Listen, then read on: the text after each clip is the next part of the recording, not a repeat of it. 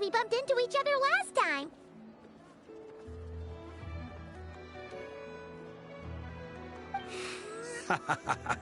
I convinced them to stick around a little longer. We were all waiting on people, so I figured having a little company would help pass the time. Ah, so you've been waiting for us? Does this mean that you've already arranged things with the Fatui? Sure does. Now you're back, we can go meet up with them together. How'd your investigation at the Frost Moon Enclave go? Well, we didn't find out Colombina's true name. But apart from that, it went pretty well.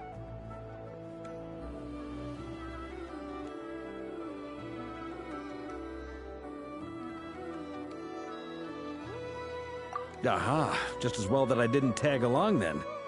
I'm sure our moon goddess wouldn't want every man and his dog knowing all about her private life. Still, desperate times, desperate measures, I guess. Someone had to do it. So, Varka was waiting on us, but what about you two? Are you waiting for Alice? Oh, no. We already met with her. We discussed that experiment I mentioned to you last time. Oh, and she also handed me this communication device.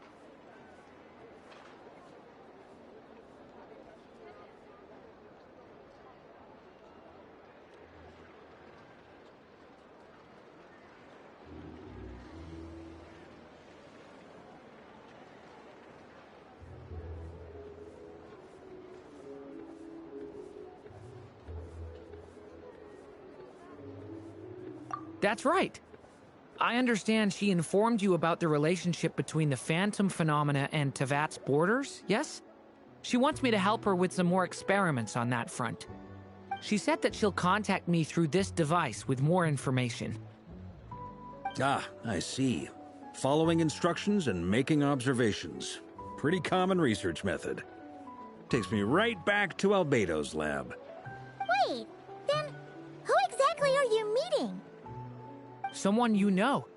Albedo's met him too. But I don't think Miss Lauma or the Grand Master have been introduced. Introductions are overrated. Especially in cases like this. It's you! So? It's not like the Academia has prohibitions against going abroad.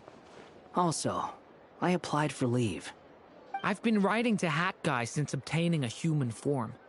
I've already brought him up to speed on everything that's been going on in Nodcry.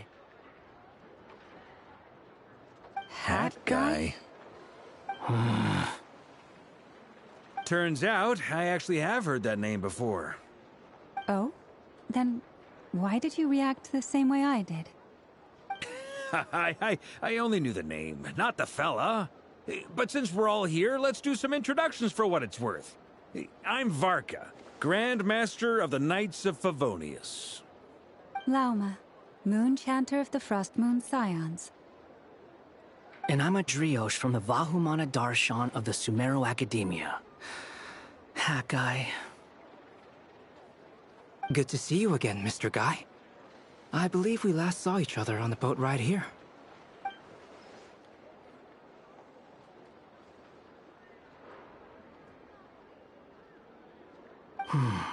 Mind you, the only reason I came here is because there's someone I want to look into. Who's that? The Doctor, also known as Dottore, second of the Fatui Harbingers.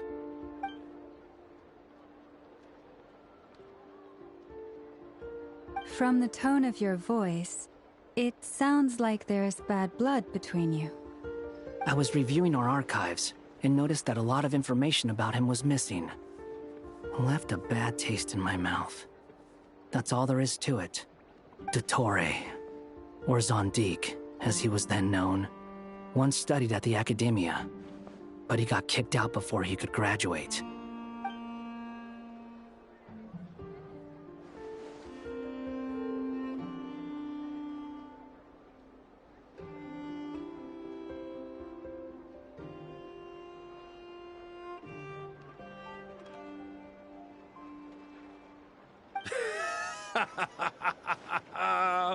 So the Harbinger's #2 man is a college dropout?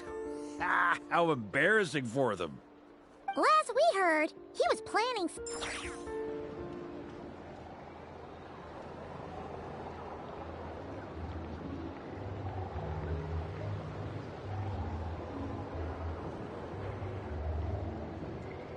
Staring into my eyes is ill-advised. I can't promise you'll like what you see.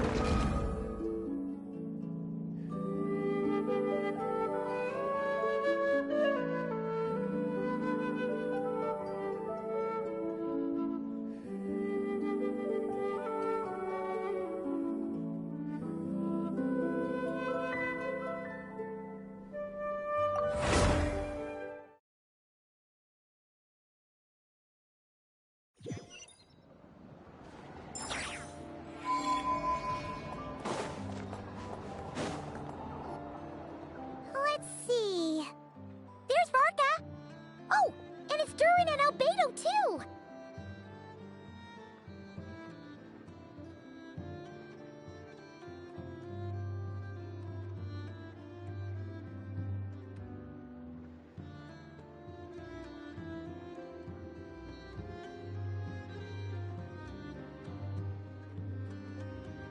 Yeah, this is pretty much the same place we bumped into each other last time. I convinced them to stick around a little longer.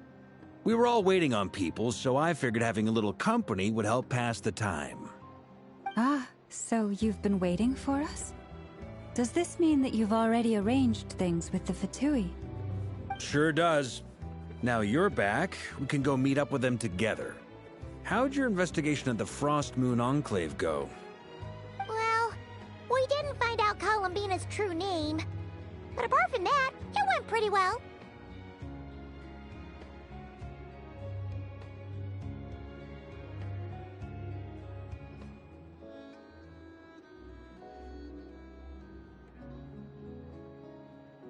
Aha, just as well that I didn't tag along then.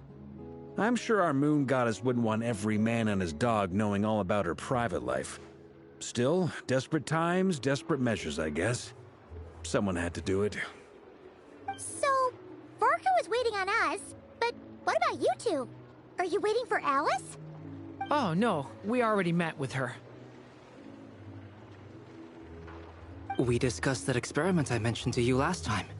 Oh, and she also handed me this communication device.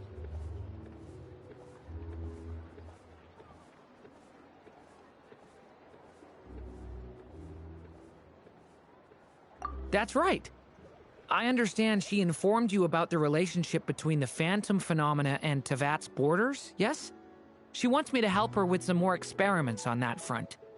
She said that she'll contact me through this device with more information. Ah, I see.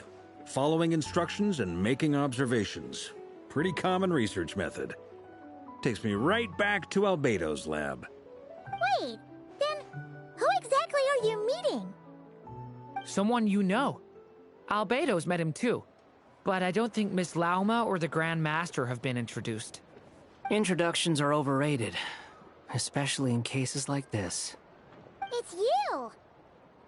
So, it's not like the academia has prohibitions against going abroad. Also, I applied for leave. I've been writing to Hat Guy since obtaining a human form. I've already brought him up to speed on everything that's been going on in Nodcry. Hat guy? Turns out, I actually have heard that name before. Oh? Then why did you react the same way I did? I only knew the name, not the fella. But since we're all here, let's do some introductions for what it's worth. I'm Varka, Grand Master of the Knights of Favonius. Lauma, Moon Chanter of the Frost Moon Scions. And I'm a Driosh from the Vahumana Darshan of the Sumero Academia. Hat Guy.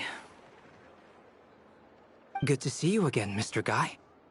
I believe we last saw each other on the boat ride here.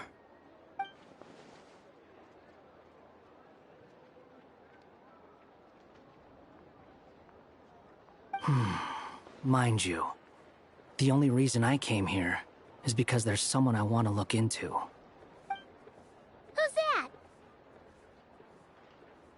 The Doctor, also known as Dottore, second of the Fatui Harbingers.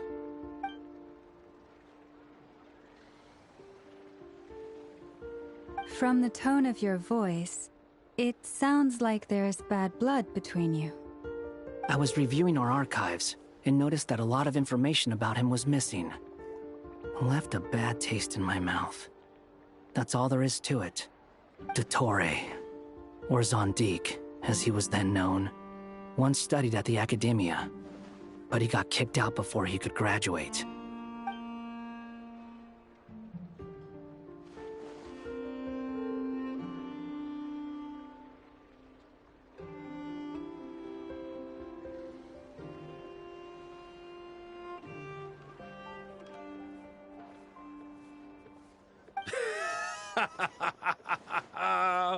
So the Harbinger's #2 man is a college dropout?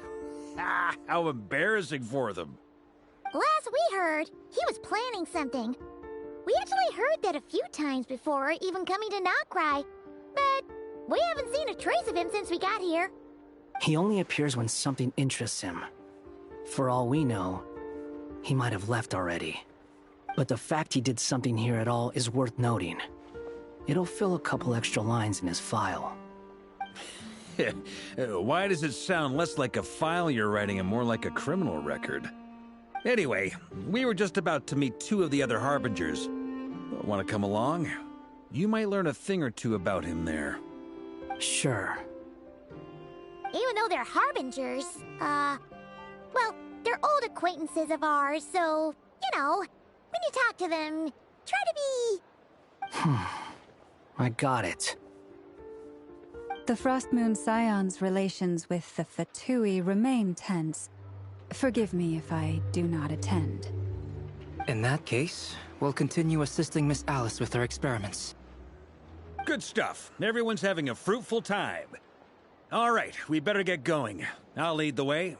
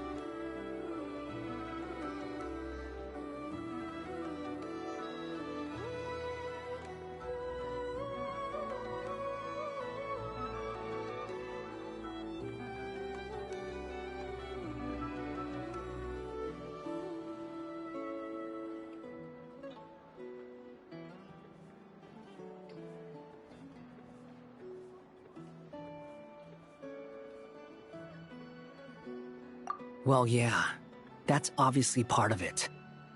But I'm not the only one who has a score to settle with him. Neither you, nor Lesser Lord Kusanali, nor I want to see him meddling with things again.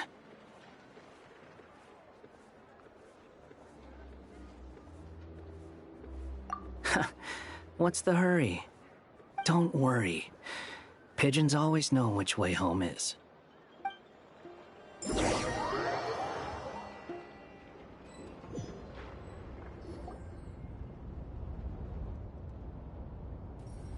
You made it. Who is this? A scholar from Sumeru. They call him Hat Guy. He's an old friend of the Travelers. Wait, this is the academia representative you wrote about? He doesn't exactly look the part. I believe this will prove my identity. You'll notice it bears the seal of the Sanctuary of Surasthana. Well, what do you know? So it does. All right then. My mistake. It's fine.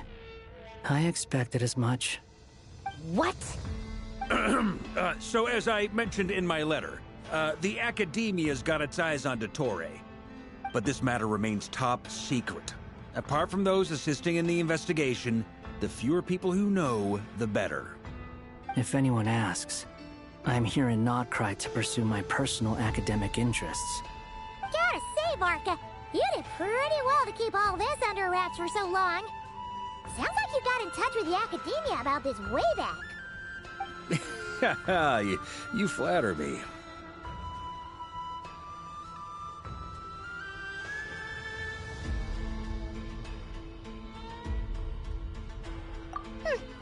Where do I even start? Remember that time we fought Rerir at Star Sand Shoal? He sure let me have it then, didn't he? I'll bet Dottore had that all sketched out, with me as his convenient little pawn. He could not care less about us if he tried, but hey! The feeling's mutual. Does Dottore really strike you as the sort who values his relationships with his colleagues? Fair point. Definitely not. Which is why I always keep my guard up whenever he starts making suspicious moves. To that extent, our motivations align. On top of which, I consider you trustworthy people. Now, back on topic. In the wake of the Reikir of Solnari episode, Sandrone and I grew suspicious about Dottore's complete inaction during the entire affair. So we tried to find out what he'd been up to, but unfortunately to no avail. He never lets anyone in on his plans. The more he cares about something, the more secretive he gets. Indeed. Perhaps he believes that by keeping a low profile, he can avoid trouble. But that trick isn't going to work on his colleagues. Yeah, I mean, he's been researching the ancient moon's remnants. And he's been trying to get his paws on the moon marrows. Only an idiot would believe he doesn't have something more planned. With this in mind, I returned to Snezhnaya and relayed my thoughts to Her Majesty the Tsaritsa, entreating her to have him recalled. That's pretty direct. Did the Tsaritsa agree? Yes. I made it abundantly clear that the Fatui's business in Nodcry is almost concluded, and we do not need 3 harbingers in this territory. Her Majesty concurred. Accordingly, Dottore has returned at her orders. I imagine he is continuing with experiments, which no one besides he would ever have any interest in. Common sense might mean nothing to him, but he's not stupid. He knows that no good can come from opposing the Tsaritsa. Smarts alone won't get him all the way. He needs the Rooster's resources and Regrator's Mora, both of which the Tsaritsa can strip from him by waggling a finger. But doesn't he have a track record of publicly following orders while going against them in private?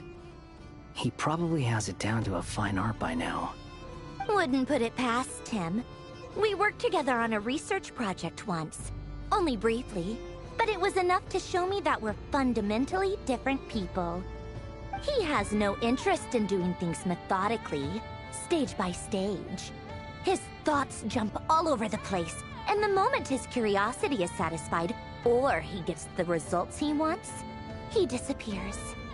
The only similarity we share is that, once we set our minds on doing something, we will see it done, whatever it takes. Oh, we definitely saw some of that in your battle with Rerir. You got so competitive. Ugh, do not remind me. Then I believe we all concur. Dottore will not simply give up. Fantastic. Now this is turning into a whole day of unpleasant memories. Ugh. Are you talking about the moon marrow stuff? He also strikes me as the kind of person to disregard experimental regulations, ruin all the equipment, and go way over budget. Then leave the first person he can find to deal with the fallout. Exactly! This one time, he was running some high-temperature experiment and the substance exploded. But does he care? No! He orders his subordinates to open the device so he can observe the results, which causes the gas inside to leak out.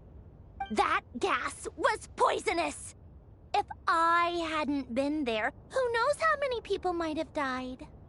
And after all that, he left, while I was still cleaning up after his mess. What a waste of time, he said. Waste of time? The nerve!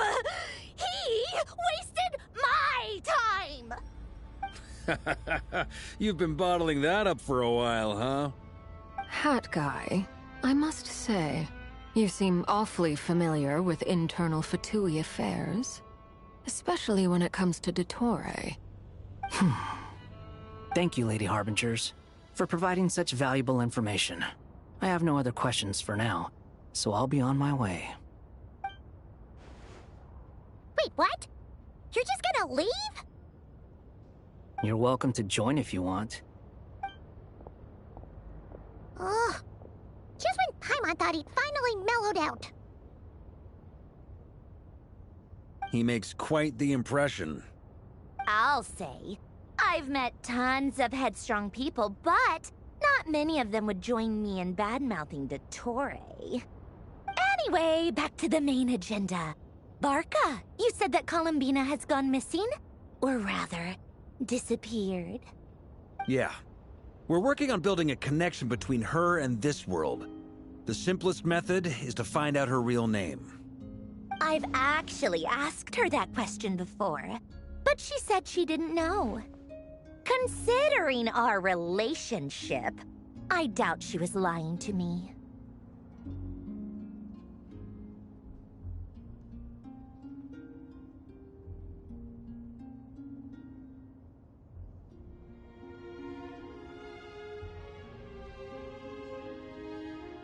As far as I recall, she was never dispatched by Her Majesty to claim a gnosis or anything like that. The Tsaritsa's plans had long contained a place specifically for her. I always thought that was weird. What could she do that the rest of us couldn't? Knowing what we do now, it's probably something related to Kavaki, right? More than likely. When she first arrived, Colombina would often go to Her Majesty and ask when she could start the task assigned to her. But Her Majesty always gave the same reply. The time has not yet come. So she spent her days in Snezhnaya doing basically nothing. The Tsaritsa has summoned a beautiful blind maiden to be a harbinger, giving her the third seat by virtue only of her enchanting voice. It was a dumb and stupid rumor, but the reality of the situation made it hard to refute. And what happened after that? I imagine she stopped caring. She no longer seemed to care why she had been recruited, and Her Majesty never gave her any missions, so she just continued to sing in the flower garden. For my part, I was busy. So busy, in fact, that watching someone be that idol had me fuming. But still, I got the sense that she had long been used to a life of other people claiming she was needed when she wasn't. I just felt that having a place to stay would cost me something eventually. And so I waited quietly for the day that I would have to pay the price. And on the other end of that spectrum, you had me. Someone once told me that I had the lousiest work and the toughest luck. That's a good way of putting it. I forget who said it, but those words have always stuck with me.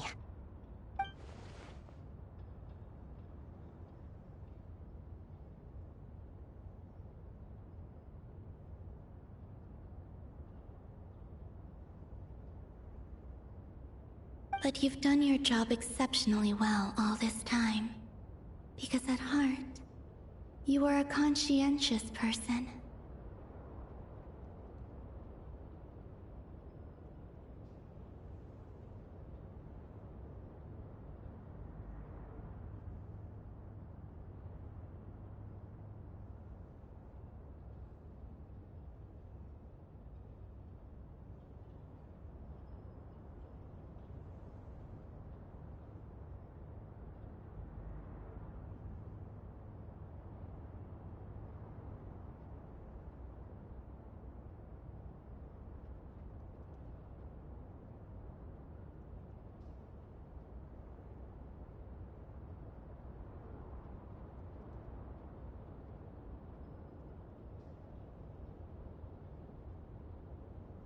What is it?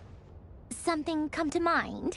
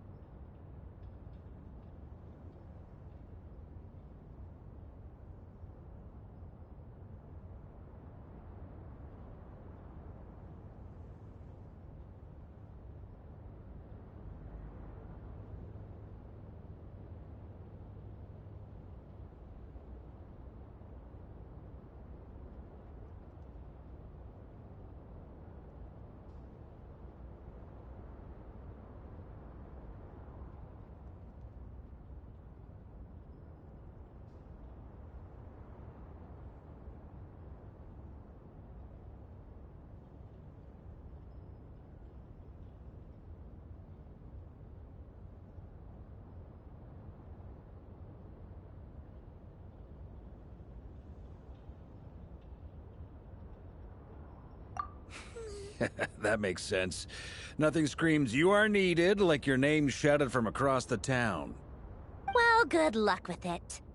But if you ask me, Colombina is still the most shoutable name. I'm just so used to it now, after all the arguments we've had. I can't be bothered trying to remember another name for her. Nor I. Sandrone. Harlequino.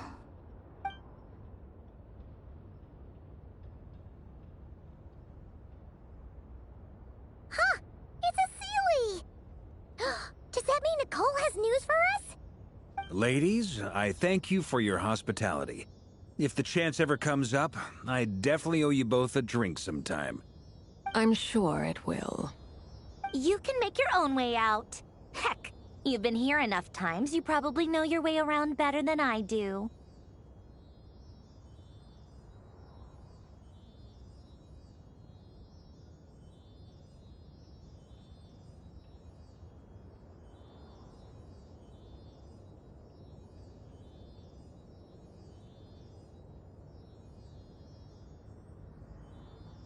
Okay, time to do what adventurers do best.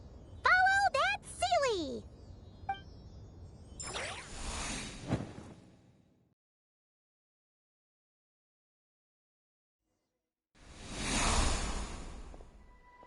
Here you are.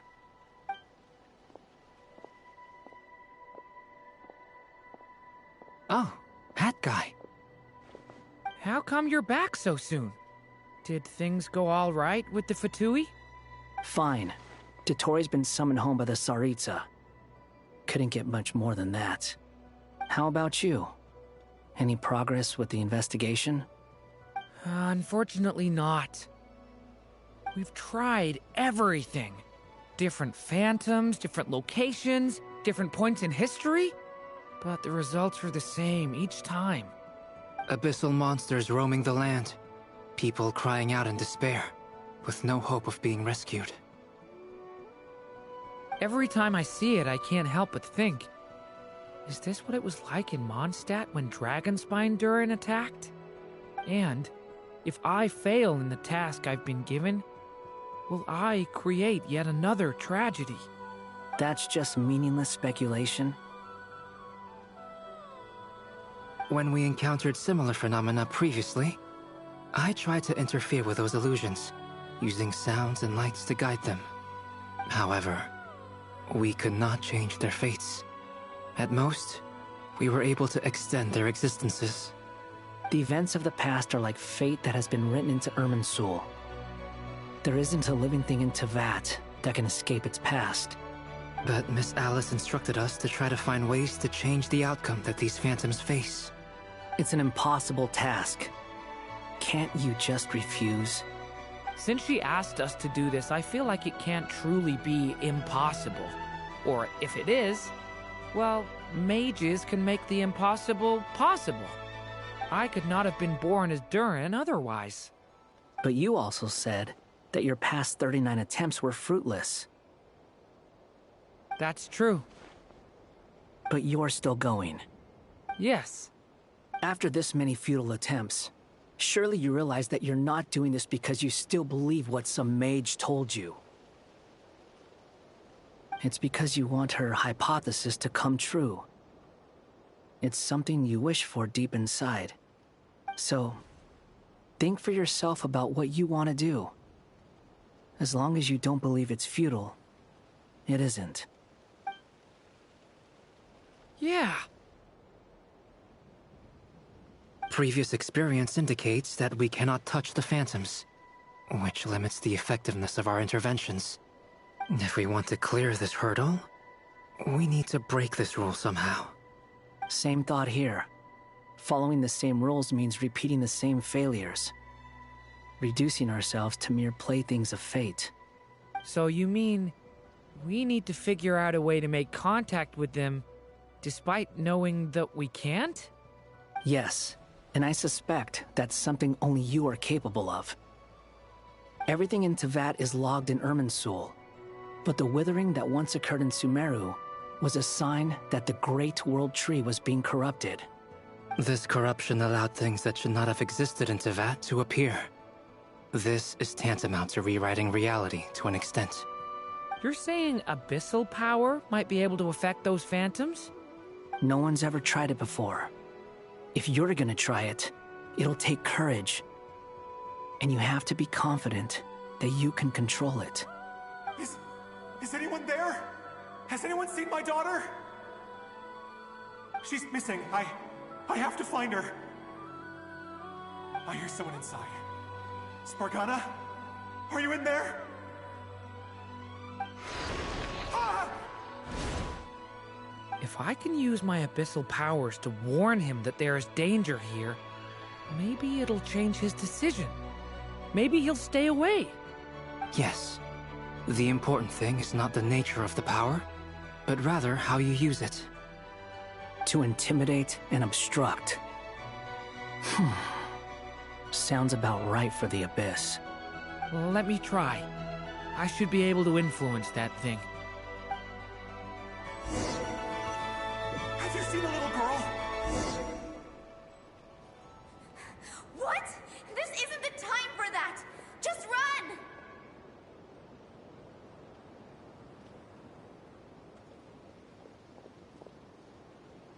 I hear someone inside. Spargana? Are you in there?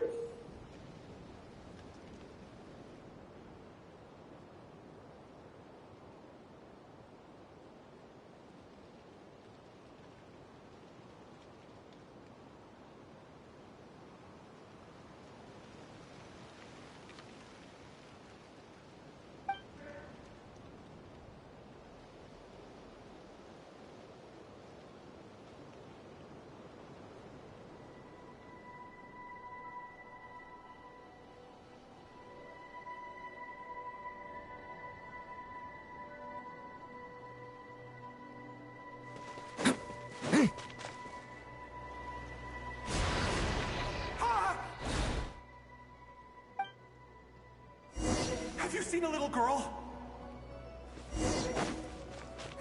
What? This isn't the time for that! Just run!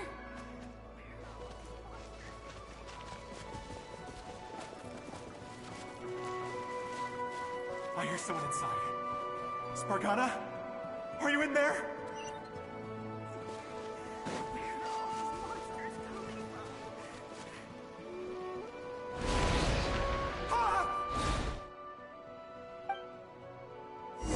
Have you seen a little girl? What? This isn't the time for that! Just run!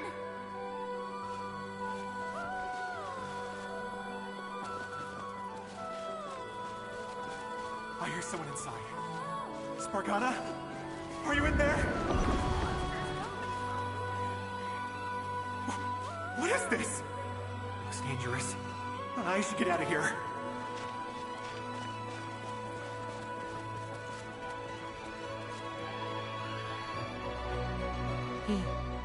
He really left. Huh, we did it! Don't celebrate too soon. Follow him. See what he does next. Monsters approaching from the front. You need to stop them and create an opportunity for him to hide.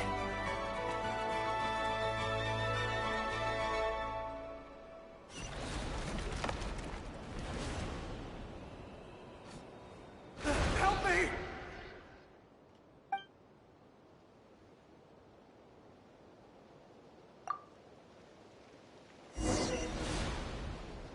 Monsters approaching from the front. You need to stop them and create an opportunity for him to hide.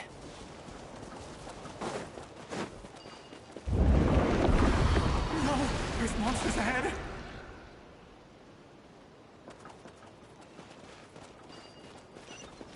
Wait, is that the barrier I saw earlier? Why is it appearing now? It's as if someone's controlling it.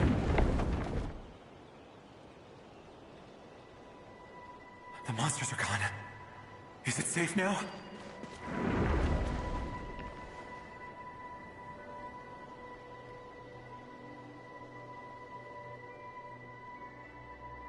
The barrier's gone too.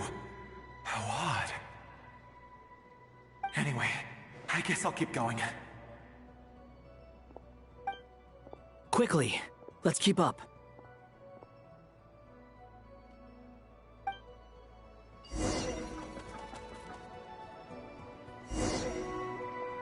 Wait, there was someone else here? Don't go any further. We've got anti-monster traps laid out everywhere. But my daughter must just be up ahead. I have to go. This way's blocked.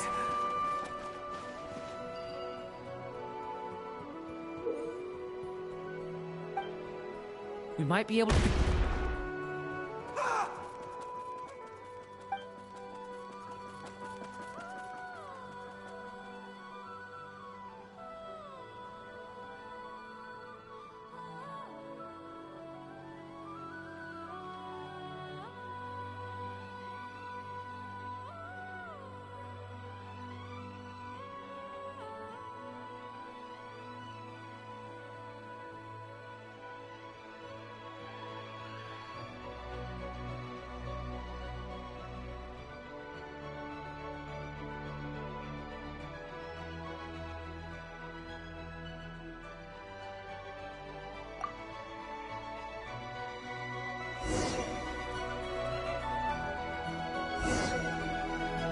Wait, there was someone else here? Don't go any further. We've got anti-monster traps laid out everywhere. But my daughter must just be up ahead. I have to go. This way's blocked.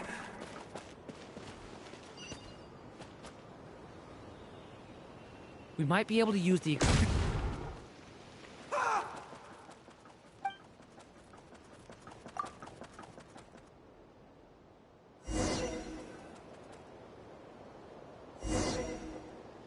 Wait, there was someone else here? Don't go any further. We've got anti-monster traps laid out everywhere. But my daughter must just be up ahead. I have to go. This way's blocked.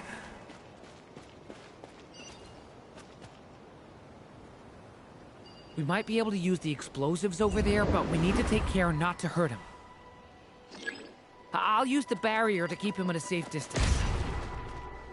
This barrier seems to be helping me somehow. Hey, hey, wake up! Oh, no good. Gotta keep moving ahead.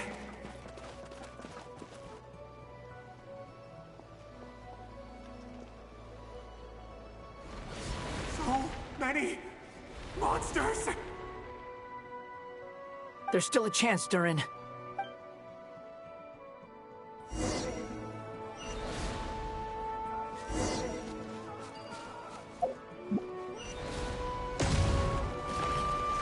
Leave it to me!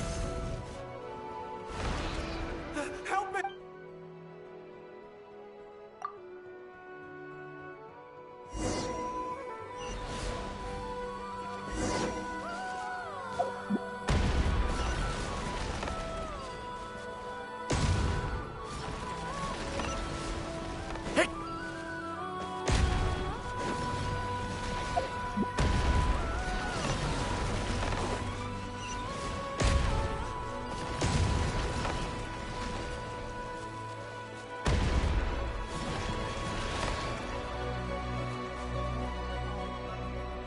This is a new development. I've never seen this happen before. We might just be able to save this person.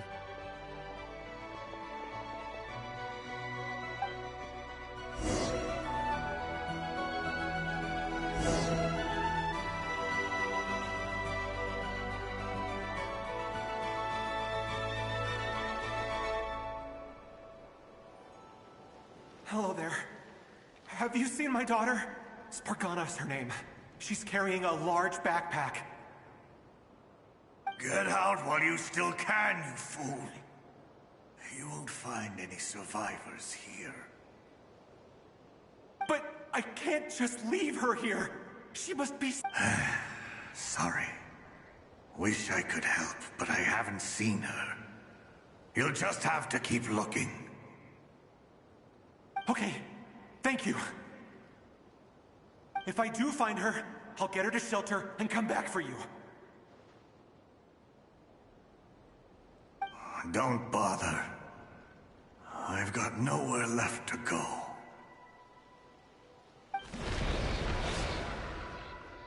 What's that noise? Monster! No, if he goes inside, he'll be walking into a trap. Let's try this once more. This time, we have to stop him.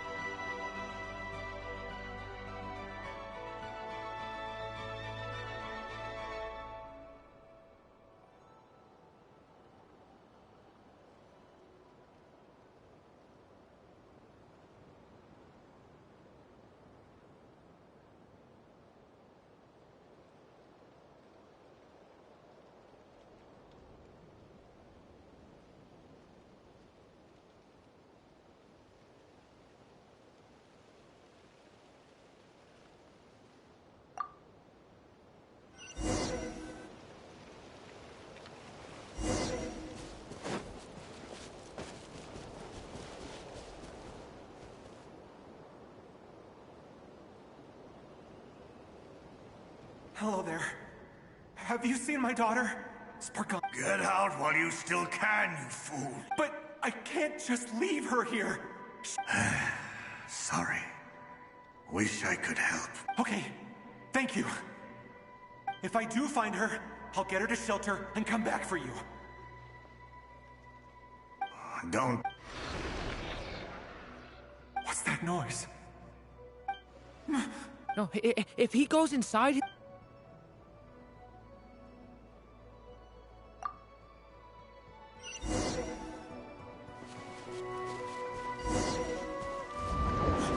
Why? How will I know where Spargana's gone like this? You know what? I'll trust this strange barrier. It's gotten me this far after all.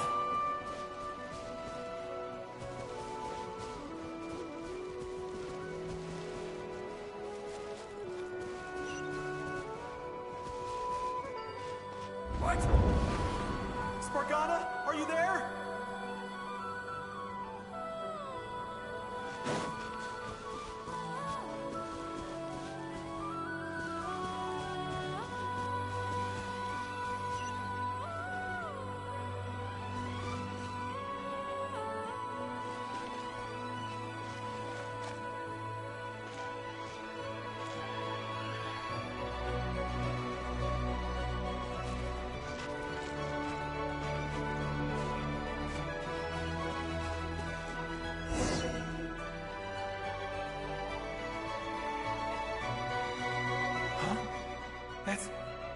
That looks like one of my daughter's books.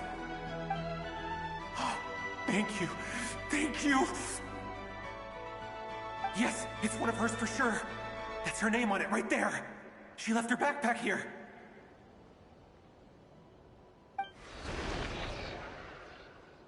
Durin, just like last time. Use the explosives.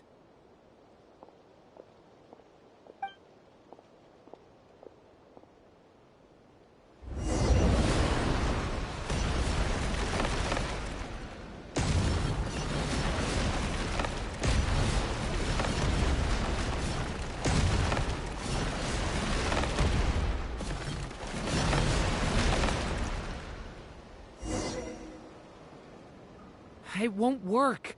There's not enough left. If he makes it in, he'll die. But then, this clue could be the key to him finding his daughter. It might not be the only one. Better he misses that clue than loses his life. I guess so.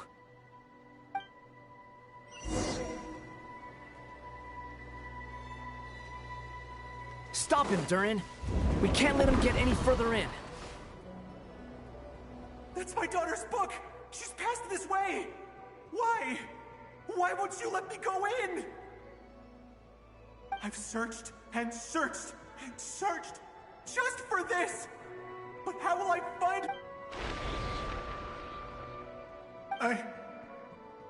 I no longer have anywhere else to go.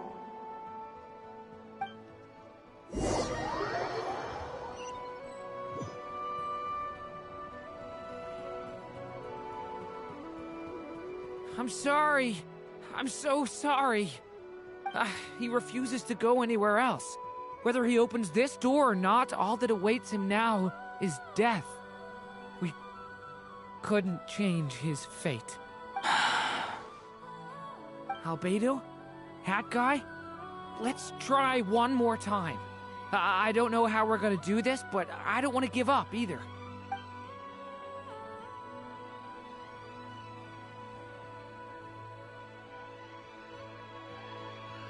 Why am I here?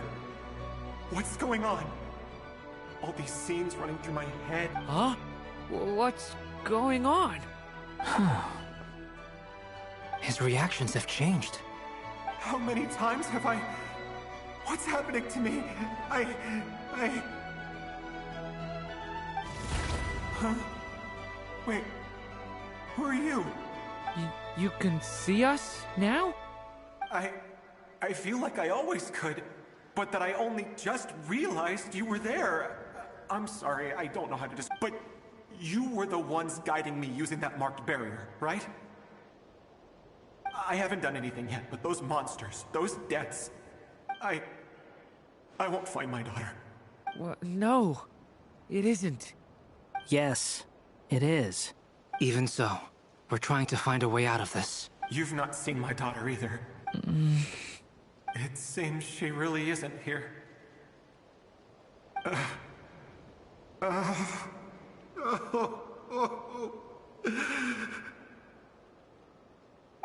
I'm sorry we couldn't help you.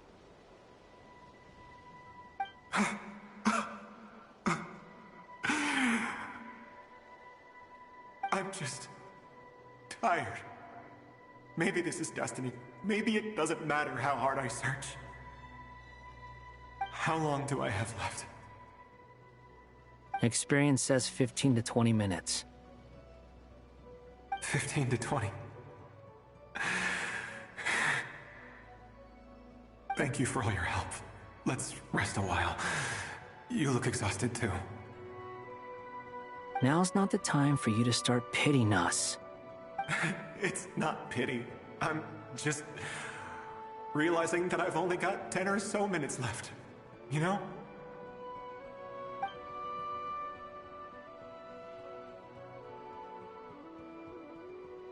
You say you're from Mondstadt, yes? A place with windmills, where people enjoy limitless freedom? And you're from Sumeru, where they've built an academy into a giant tree? Yes. It seems you've never heard of either place. Those names are unknown to me, I'm afraid, yes. Have you heard of Hyperborea? I have, but I heard that it was destroyed in the distant past. I see. That was where my ancestors once lived. What about Delphi Pytho? Was it later rebuilt? I've never heard that name. Then what about Sal Vindaknir? I have seen that name on stone tablets on Dragonspine. But I'm afraid the only things left of that place are its ruins. I see. Sure enough, there was no way to turn this around, huh? I'm sorry. I was the one who asked to chat, but it seems like we're too many ages apart. There's barely any common ground to start from. It's all right. We did hear something new, at least. From how you speak of your lives, things must be going all right for you, I guess. They are. Mondstadt is a place of freedom and happiness. There's a lot of good people in the church and the Knights of Favonius, and even outsiders find that it's an easy place to feel at home. We have festivals a few times a year. Everyone gets together to drink, sing, and be merry. Sumero's a lot more uptight. Not really the kind of place where you can relax. It's a nation fraught with problems wherever you look. But if all you want in life is to seek knowledge, I guess it's pretty much paradise. That's wonderful. In other words, after this all-devouring black tide passed, humanity did not merely avoid extinction, but rose to build prosperous civilizations anew. I mean, I can see you all right now. That must mean the future isn't a total mess, right? That's true.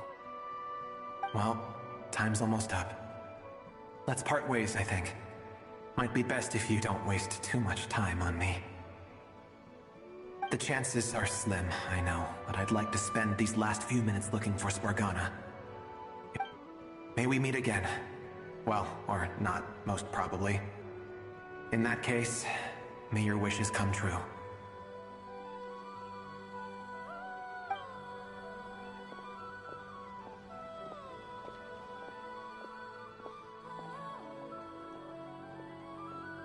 He's gone. In a few minutes, he will meet the end that was his to begin with. The ending of this tale did not change, but I believe that we've just made the most progress we have yet. May your wishes come true. If only it were so simple. Hat Guy, could I ask you a question? You've never talked about your past. It seems complicated, and it weighs heavily on you, too. Would you be willing to tell me about it? I mean, sometimes it's better to get things out in the open. Take that guy we try to help, for instance. At least he said goodbye with a smile, right? I know about Albedo's past. Our experiences are very... As for you, you're my first friend, and you've witnessed every step I've taken. But by comparison, I know nothing about you. Either way, I mean, we're still best friends. But if I knew more about you, I might understand your thoughts a bit better. I've told you about myself. I'm a student at the Academia. And what did you do before that? Prepared for the entrance exam? All right. If you really don't want to talk about it, I won't press you any further. I was a puppet built from the branches of a white tree, using technology left behind by the Conrian schools of mechanical engineering. A white tree? You mean an Irminsul tree? Yes. A branch of Irminsul that was once connected to the main tree. So you had a human creator too? Yeah. But my creator abandoned me after deciding that I was a failure. After that...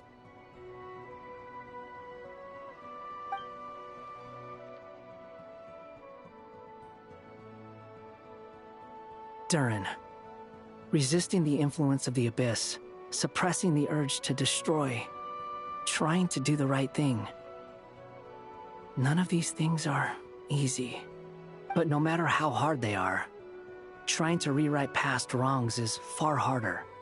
You asked me if you would create a new tragedy if you failed. I told you there was no point speculating about that. But the real answer is, yes, you absolutely will. That guy. But at least you've got people here to help steer you away from the wrong path. So, just keep aiming towards the light. I will. I promise. All right, break time's over. Hello, Durin speaking. Hello, friends, it's me. What have you been up to, I'm detecting some unmistakable fluctuations here at the border. The amplitude isn't particularly high, but they're completely different signals from the ones before, and the scale is comparable to those I've detected previously. Alice, we were unable to save that person. However, he appears to have retained a portion of the memories gained through that cycle, and was able to hold a conversation with us. I see. Well, that is rather odd indeed. It definitely merits further attention. Could I trouble you to keep trying the same approach? I need to gather some more data. Counting on you. I should probably have Nicole come and check this out as well.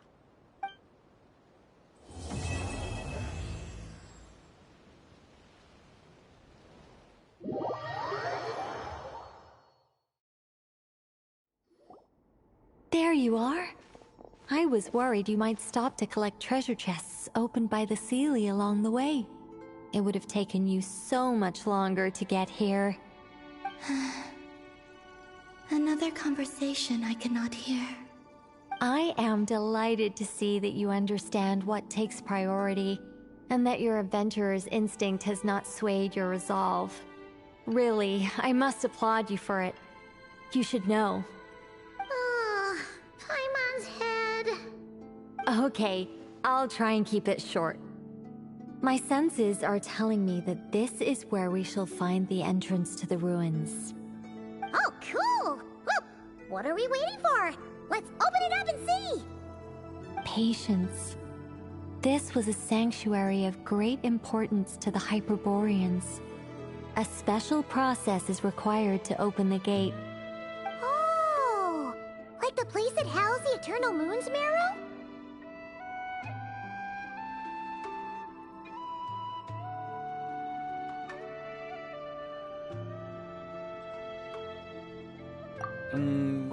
Okay, so what's the plan? Need us to do anything? And just the short version, if you can. Ah. Alright then. I was planning to start with some background on the invention of these techniques. Are you sure you don't want to hear it? It's quite informative. Remember what you were saying about priorities? Fine. Simply put, we need 3 human representatives to successfully undergo a process of Kuvaki resonance. Think of it as a test from the 3 moon goddesses to see if the entrants are qualified, with the most recognizable qualification being Kuvaki. Pretty sure Lauma would ace that test. Oh, wait. But we need 3 people. I also have no doubt that the Moon Chanter would be qualified. But we would need 2 other people with the same constitution. Therefore, the most feasible method is not so much to follow the rules, but to figure out how the test functions and find a workaround. I've done some research, and it turns out the mechanism is rather crude. We'll simply need humans to stand before it who have sufficient Kuvaki energy within them. I'm with you so far. How do we get the Kuvaki in them? The easiest way would be transfusion. Take some Kuvaki from Nodkrai's soil, put it into the bloodstream, and get it circulating in the body. So we're going to cheat on the test? Precisely. There are other methods, but this is the simplest one. Cheating the system is much easier than trying to hide from it. Huh? Ah! Sorry? Does the idea of cheating upset you, Miss Lauma? No, that's not it. I suddenly had an idea. Oh, what is it? It's about Moon Prayer Night. I figured out a way for Kutar to join in the festivities. Huh? But as Paimon said, we need to have our priorities straight. Let's get back to the test. I'll follow up with Nefer on the festival arrangements. Oh, okay. Anyway, is this really the best method we have? A Kuvaki transfusion sounds dangerous, no matter how you slice it. If you think that's dangerous, wait till you hear the other methods. I'd be more than happy to go through them if you'd like. There are several. No need, we're good.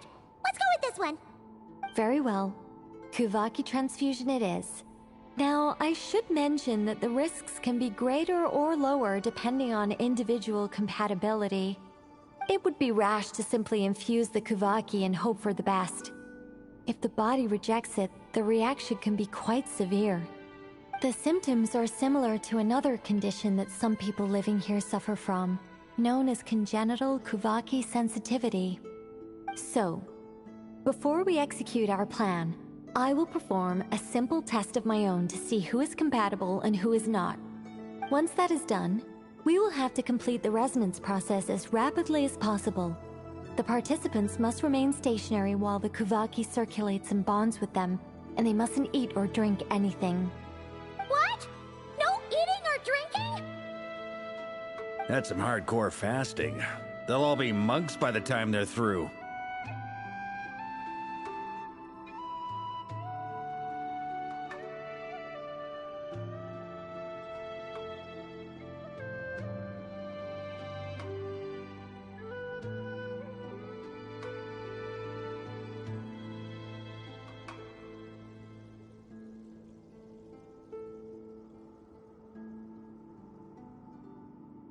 "3 days. Oh, that's so long! And we still need to find 2 more people who are not just compatible, but also willing to volunteer. Fasting? What are they talking about?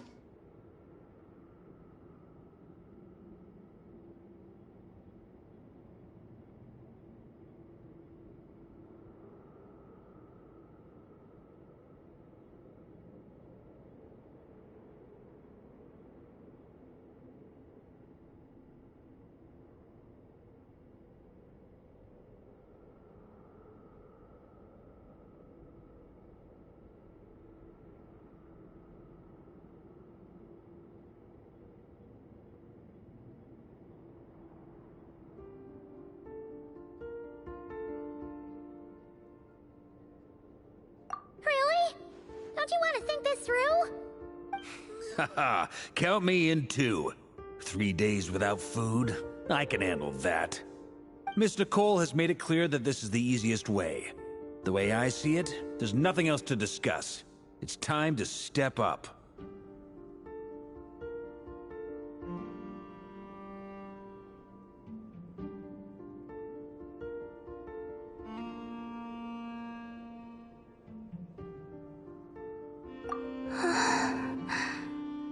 Yeah, you're right. In that case, Paimon volunteers to be Captain of Logistics. She'll keep the fires lit and grab some spare clothes to keep you comfortable.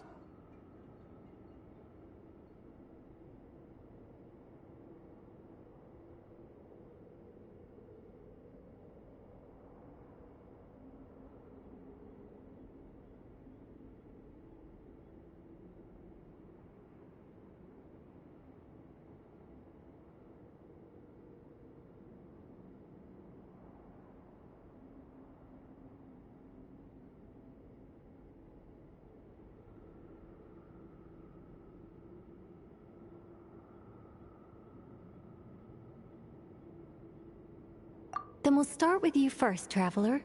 Please step forward.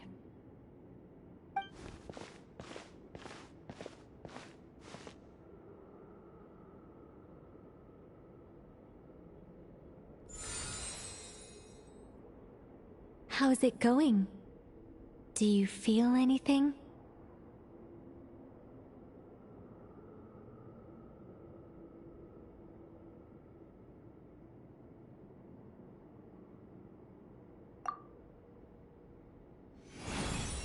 How about now?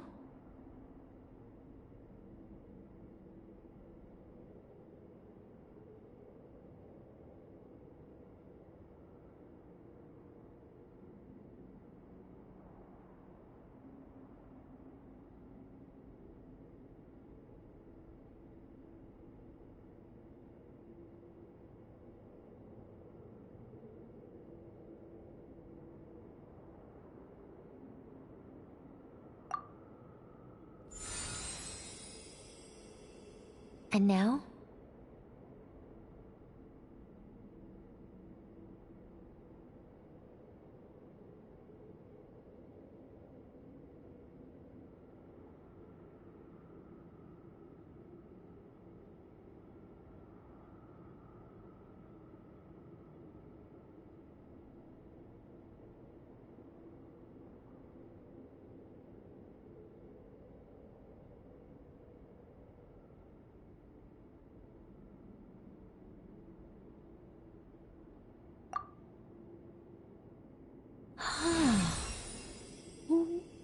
What about now?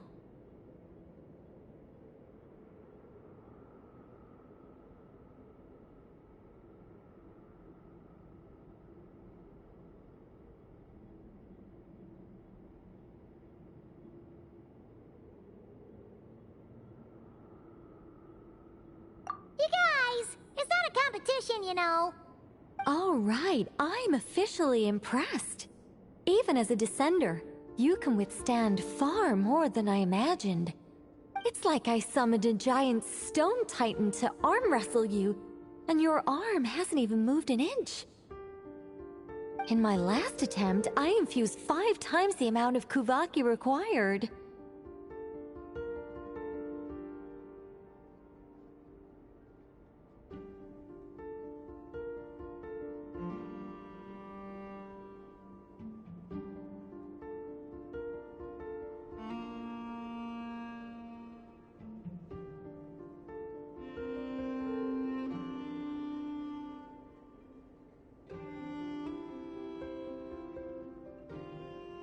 Yes. Safe to say, compatibility won't be an issue for you. You're eligible to join. You're next, Mr. Varka. Sure, here goes nothing. All right. I'll start where we left off. 5 times the required Kuvaki dose. Whoa, whoa, whoa, hey, wait a minute. How's it going? No, not great. I kind of want to puke. Feels like I've been drinking too much. A few bottles of wine, then a big stein of Dark Horse. With some hard liquor from Liyue mixed in. You think this is funny? I just lost to a young lady in an arm wrestling contest. I'm never gonna live that down. My apologies. I'll lower the concentration and try again. Oh. How's it going now? I'm not as dizzy as last time, but I can still feel it pulsing around. In that case, you wouldn't be an ideal choice, Mr. Varka.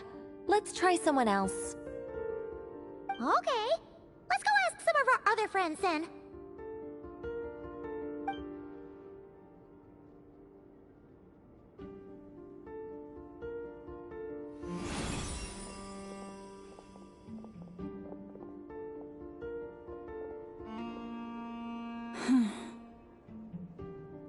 No surprises here, Miss Moonchanter.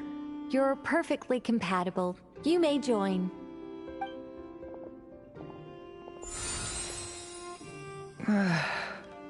I'm getting a slight headache.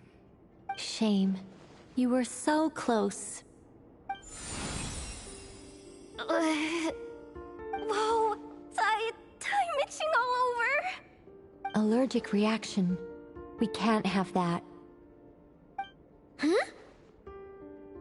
Well, are you gonna start a what? The Hexen Circle is an organization that cares for and protects children. We will not have them do dangerous things. Not even tests.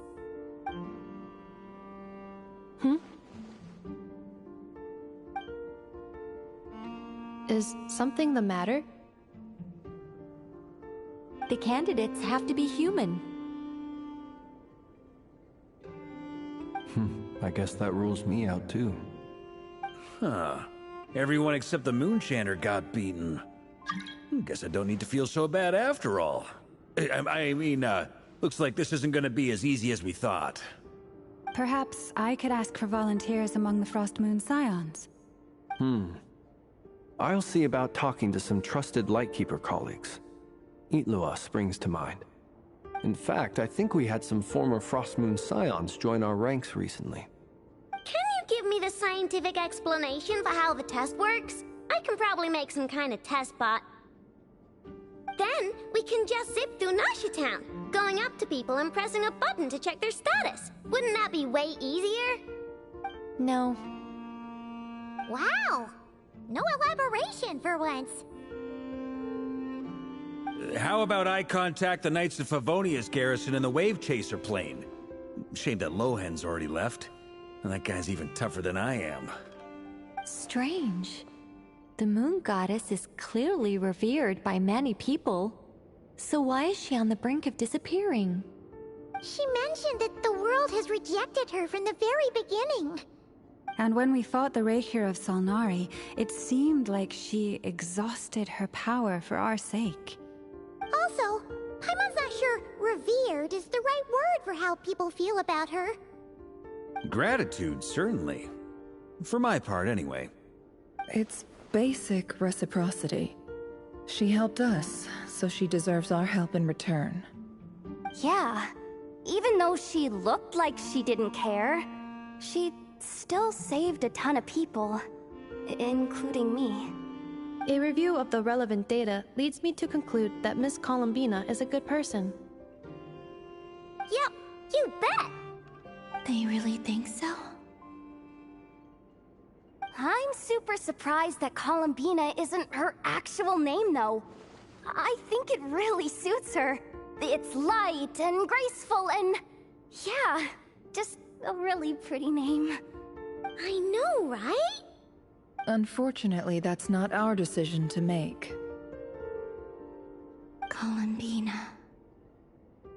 That was the code name the Fatui gave me. But it also came up in the song I heard when I was born. But... is that really all there is to it? What do I truly think of my own name? Is there anyone left who will still call me by that name?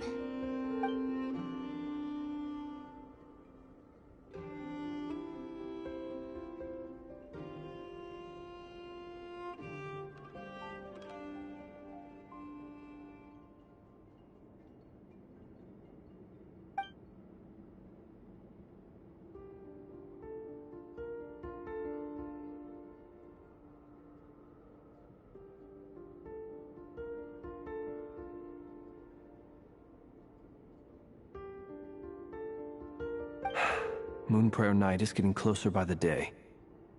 We're running out of time. We need to look for other candidates. Then allow me to try. Huh? What are you doing here?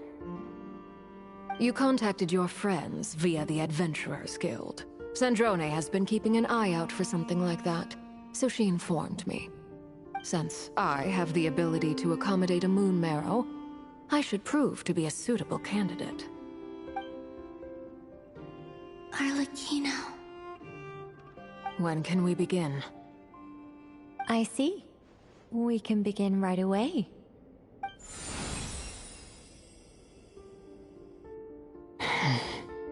How was it? Did you feel any discomfort? Not at all. Then it seems we shan't need to look for additional candidates after all. Great! Cool. Alright, like Paimon said, the rest of us can take turns making sure the three of them stay warm and comfy. Then, my job is to take care of the caretakers. I will ensure everyone receives food and accommodation.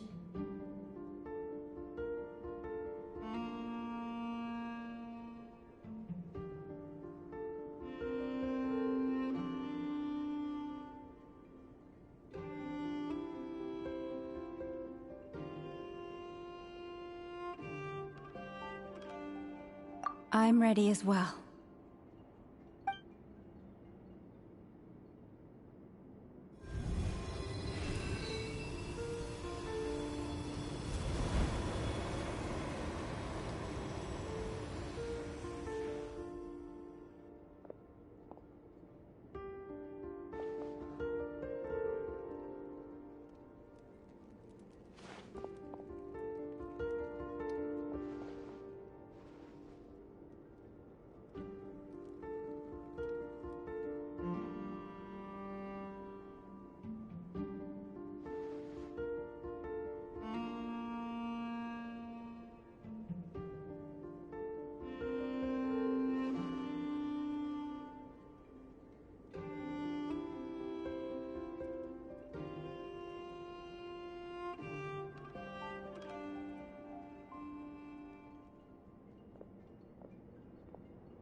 The work is done.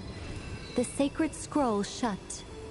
The stars grow dim, the people silent.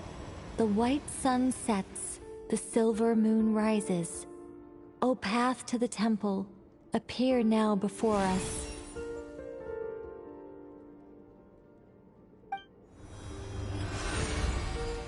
Wow! It really opened! So that's what all this is about. They've been trying to open this gate. Come, let us enter.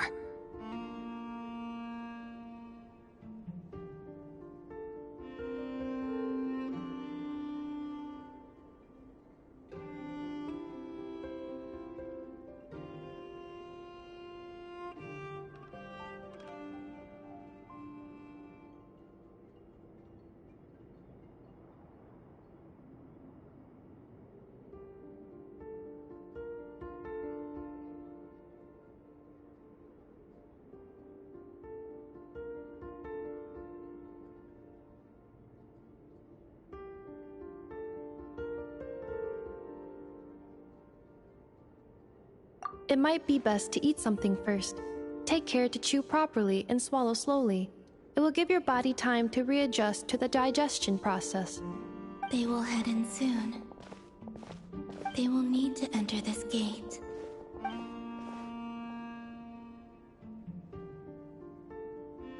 Huh? I cannot pass through. Is it because I have no physical body? It has been 3 days. My strength is all but completely faded. Can I really hold on until Moon Prayer Night?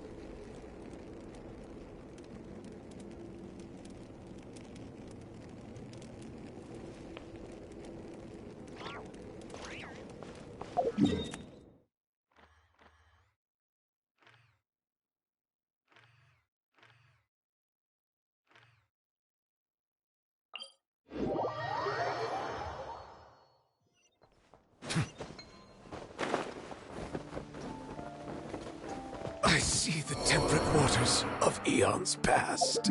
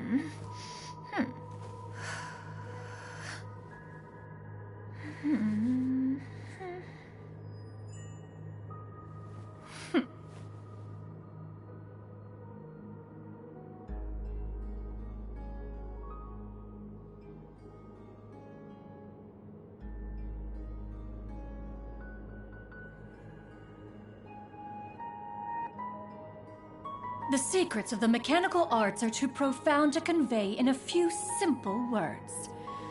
Oh, but why must the listener grow weary whenever I begin to divulge them?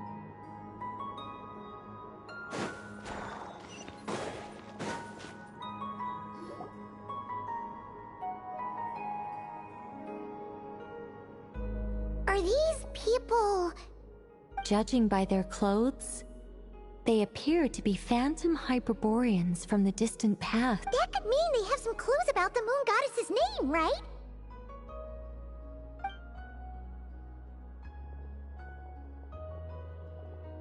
Hey there! Could you tell us what the moon goddess's name is?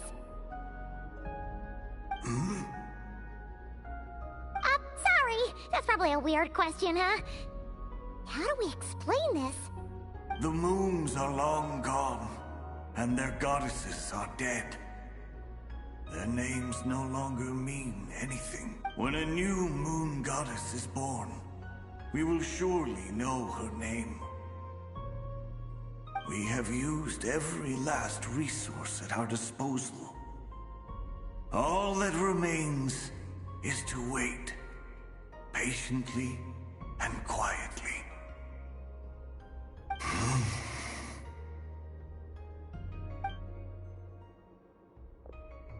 Were the people of the past all this devout? It looks like this phantom doesn't intend to converse with us any further. Surely the new moon goddess he speaks of must be Colombina. Alas, Kutar's birth came long after the age in which he lived.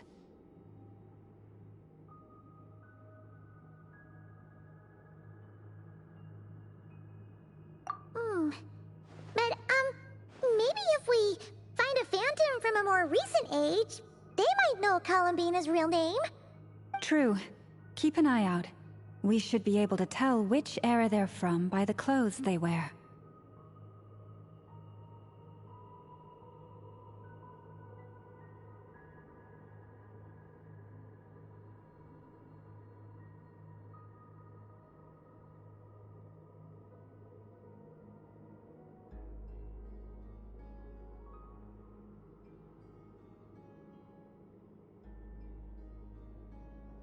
Yeah, you've been pretty talkative this whole time. What changed? Oh, nothing. I'm fine. You all make good points. When the Hyperboreans speak of moon goddesses, they mean the three from truly ancient times. I can't imagine they would know anything about our current moon goddess. There once was a time when the moon goddesses blessed them greatly and protected them from harm. So, when the war between the gods and dragons plunged the world into chaos, it seems they looked once more to the moons for help, praying for a new goddess to be born. Yeah, that checks out. Let's continue on. Who knows what else we may discover?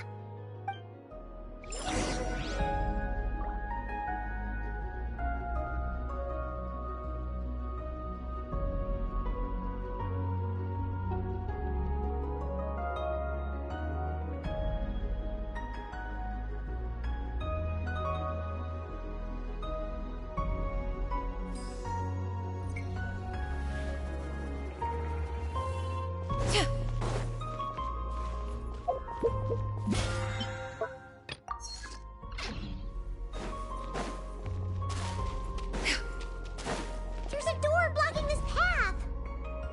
Not a problem. Try this.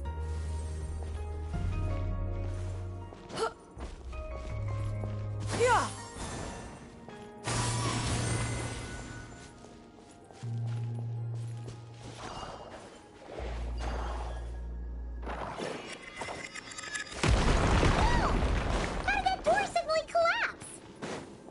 This device was maintaining the door's integrity.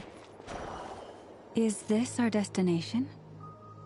Impressive. More precisely, this is a device that will help us reach our destination. Let's go. We still have a long distance to cover.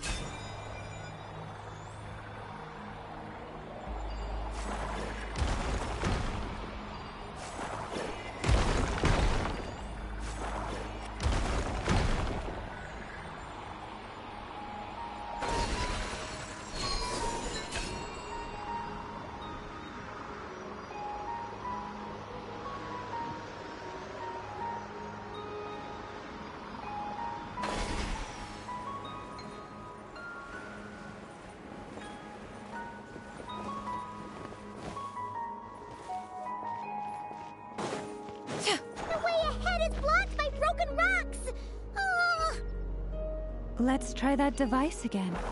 Remember the door from earlier? Ha! So it works in reverse, too! The humans we see are all phantoms, but the monsters are real.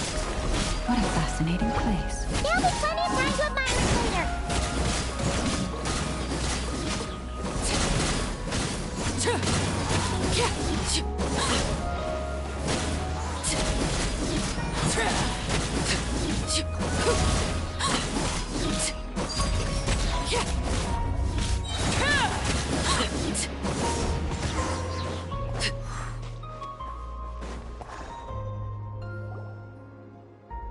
Ooh, there's a whole bunch of artwork in here. Seems pretty old. Nicole, this is probably your area of expertise. What do all these paintings mean? Let me see. To understand these murals requires some knowledge of the history surrounding the War of Funerary Flame. I shared a little of this with Lauma before. Yes. I think I follow. The dispute between the Moon Sisters. The transformation by Nibelung.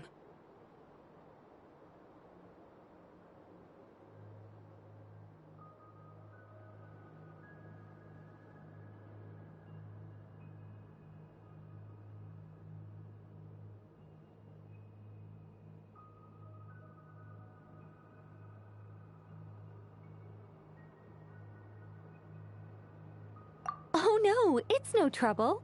I'd be delighted to share the tale again. Alright then. Tevat's 3 moons and their goddesses were brought into being by the will of Nibelung, the then ruler of Tevat. But when the heavenly principles came, they changed the world completely, down to its very foundations. The moon goddesses were nowhere near strong enough to challenge this entity. But the heavenly principles did not view them as heretical entities that had to be removed. Essentially, the 3 moons existed to keep this planet alive and operational, which did not directly conflict with the heavenly principles' aims. Nevertheless, the inherent precariousness of this arrangement would soon be revealed. Nibelung returned, yes. He did, and thus began the War of Funerary Flame, a battle for dominance between Nibelung and the heavenly principles. Discord would soon emerge between the 3 Moon Sisters. One would voice the opinion that they should follow Nibelung, for it was he who first hung the moons in the sky. Another would argue that taking sides in the conflict would only bring the world closer to ruin. There was no telling where it would lead, especially since their creator had returned, bearing the perilous power of the abyss. Nibelung would eventually discover their disloyalty. He had all 3 imprisoned before transforming the moons into weapons with which to fight against the heavenly principles. What? Weapons? Yes. The very moons that had once defended the planet became instruments of death and destruction, striking terror into the hearts of all living things. And although the heavenly principles and the three Moon Sisters had once been at peace, it now seemed that the moons posed an unacceptable threat to Teyvat. It is possible that the heavenly principles did not know of the goddess's imprisonment. If so, the weaponization of the moons would surely have been viewed as an intentional breach of the peace agreement.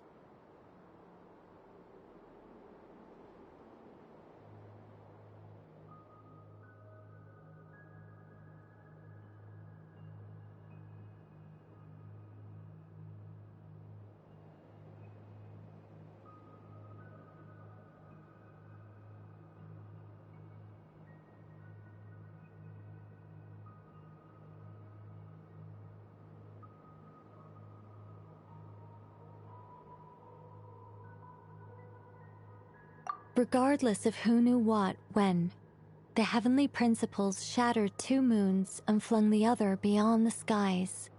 Whether the goddesses managed to escape Nibelung's captivity after his fall, nobody knows. But this much is certain. From that day on, the moons no longer belonged to Teyvat. The rejections slowly drained their power until eventually they passed away. So that's the full story. You say the moon ceased belonging to Teyvat from then on. Why then would Colombina be born here? That is perhaps due to the lingering connection between the Frost Moon, which was not shattered, and this world. You could see it as the three sisters' dying wish. They never desired war. All they ever wished for was to protect this land. I see. If the final fate of the three goddesses is as you say, then Colombina faces the same grave danger. Our investigation has yet to bear fruit. We must hurry. Yeah, you're right! Let's keep going!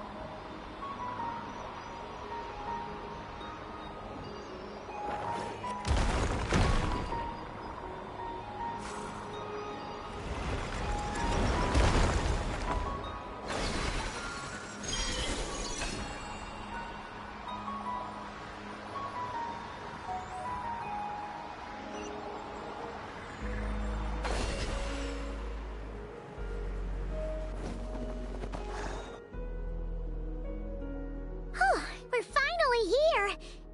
Guessing we'll need to activate this thing? Indeed.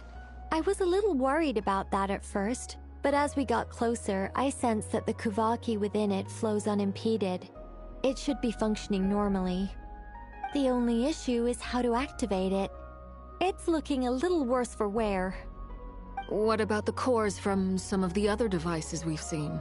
Can we repair it using those? In all likelihood, yes. I imagine that would have been the Hyperborean's backup plan. Let's look for some cores.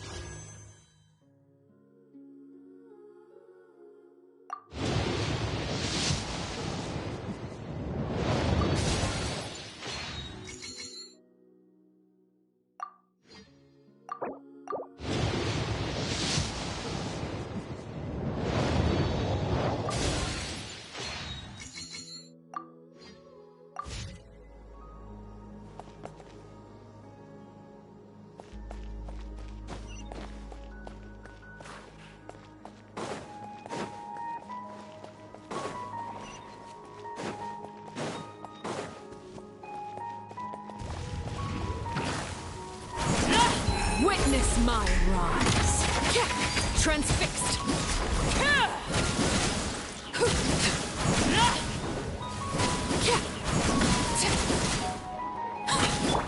Extinguished. Settle down.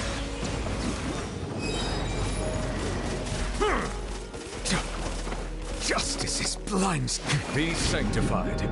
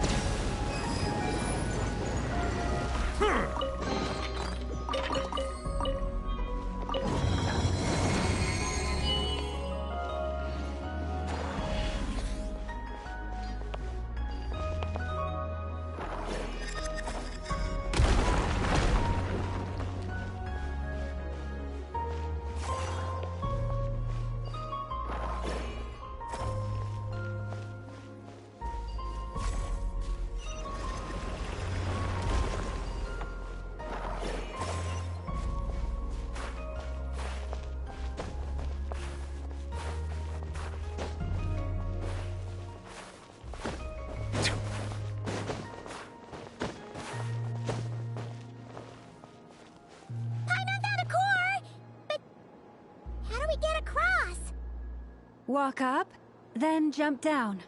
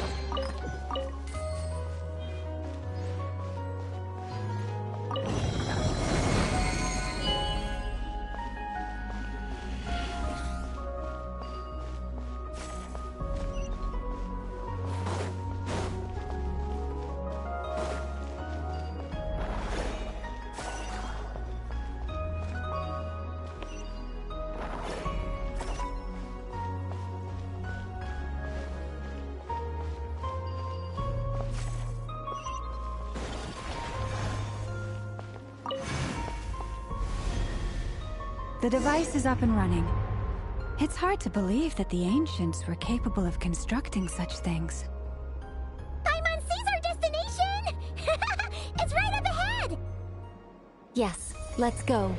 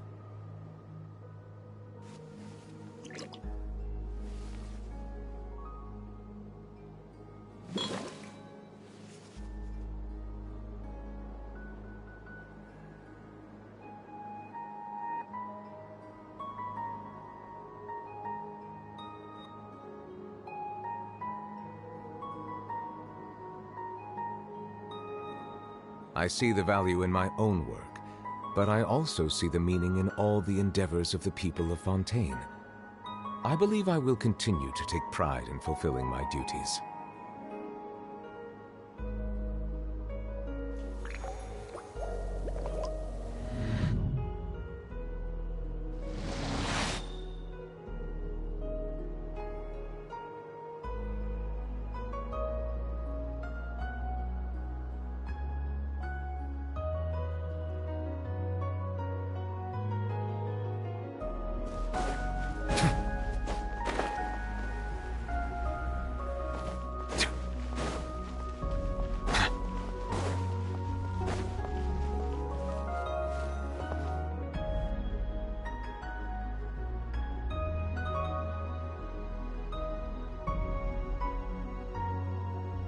This is where the people of Hyperborea communicated with the moons.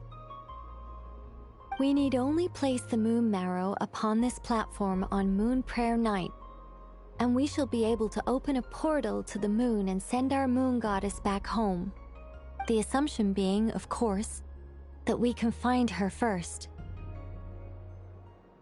That's right. You want to know if it's safe there, don't you? And yet, she has no choice but to return. You know this.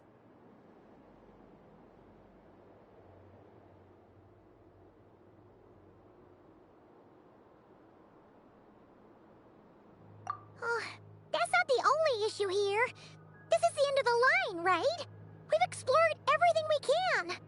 And despite looking at historical artwork and talking to people from Hyperborean times, we're still no closer to learning Colombina's name. If it's not too much trouble, could you tell me exactly what Alice said to you about finding her name? Oh, sure. What she said was... Then your first job is to find it. As a moon goddess, I'm sure she must have a name she identifies with. Neither Colombina nor Kutar is her true name, and she's never really accepted either of them. Is it not also possible that she has never had a true name? Not at any point in history? That would be a hard pill to swallow. But at this point, we may have to accept that that is the truth. No one knows how she came into being, and she certainly doesn't have parents in any sense that we're aware of. Perhaps she was never granted a name at all. But does that mean there's no way to get Colombina back? She's just gonna disappear and there's nothing we can do about it? Huh? Wait, why all this pessimism? Was it the way I phrased this question? You all seem to be taking this in completely the wrong way.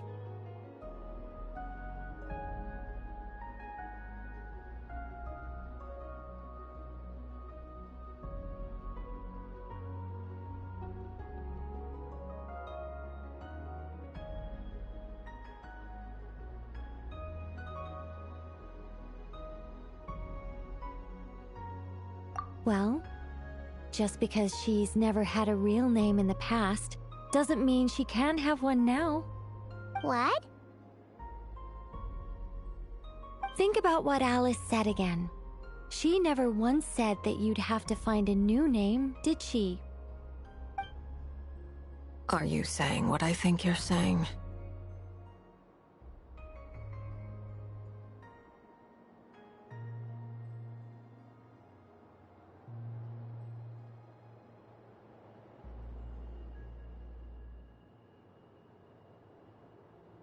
Yes. Names are anchors that connect us to the world. If she doesn't have one already, then all we have to do is create one, no? It's like... yes.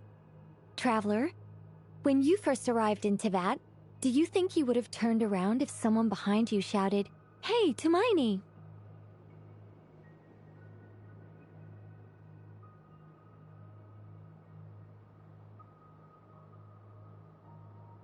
But what about now?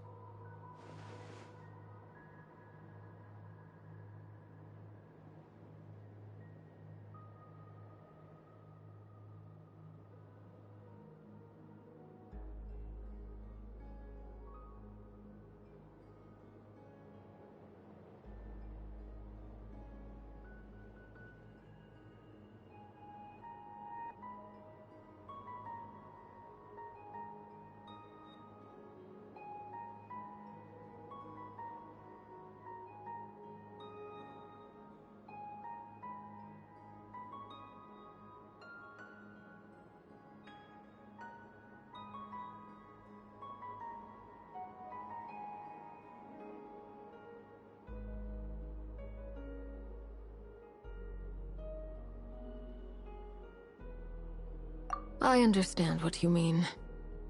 Life is a long journey. Even the friends and family by our side can change over time.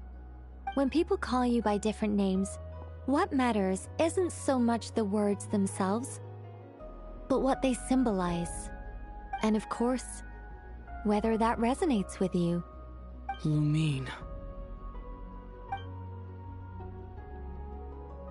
So, close your eyes and picture the moon goddess in your mind.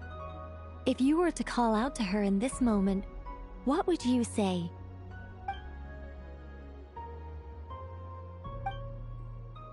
Colombina. Colombina.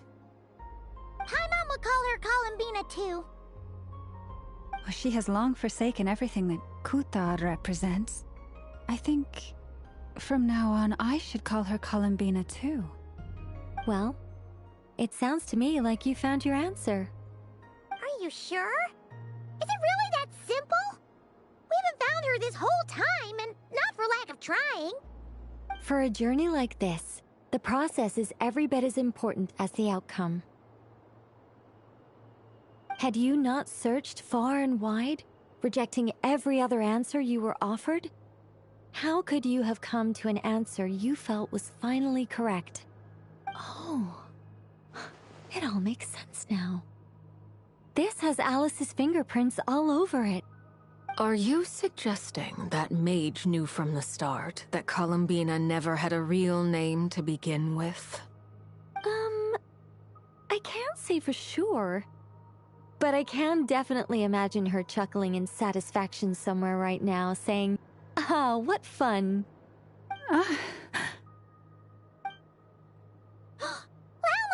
Your antlers! You should hurry. The festive moon has begun to rise. Do not worry, for when you called the name Colombina just now, I could sense that the power within was enough to summon back the moon goddess. The power within what? The name? Yes. So, the thing is...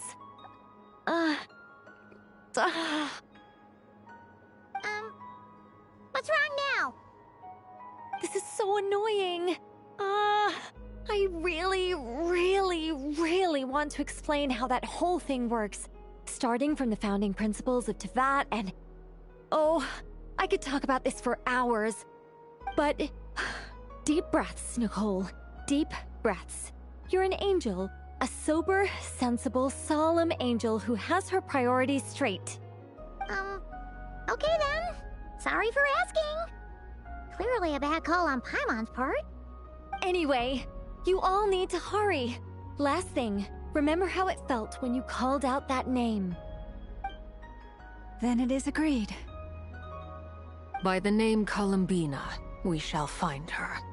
Then we'll throw her the best Moon Pair Night party ever! And at last, we will send her home.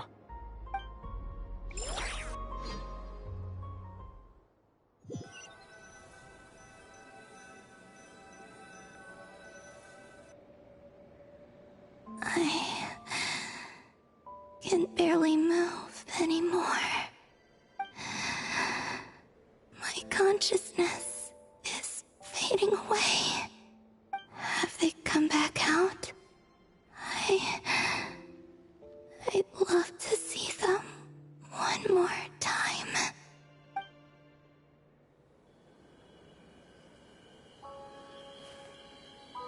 They didn't make it.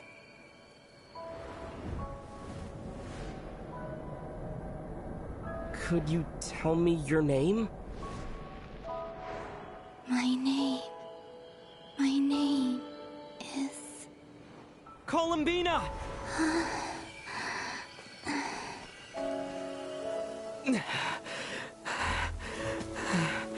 Colombina! Are you here? Colombina!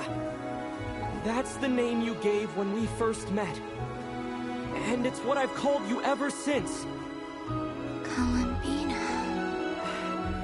It's a fine name. I have many fond memories of Colombina, and so do all of your friends.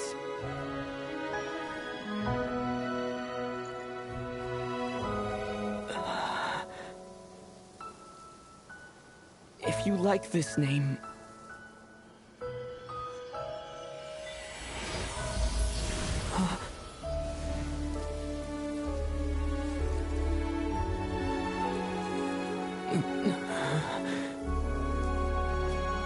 Looking for me?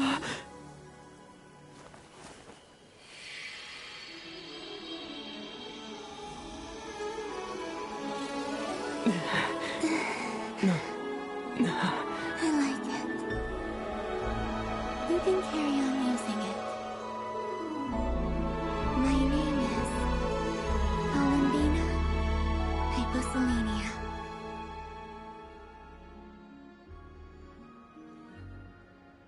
Colombina Hyposelenia. That's a wonderful name. I never thought that Colombina would become my real name. But after I met you and my other friends, the things that this name stood for slowly began to change. It went from being a Fatui code name to something my friends call me.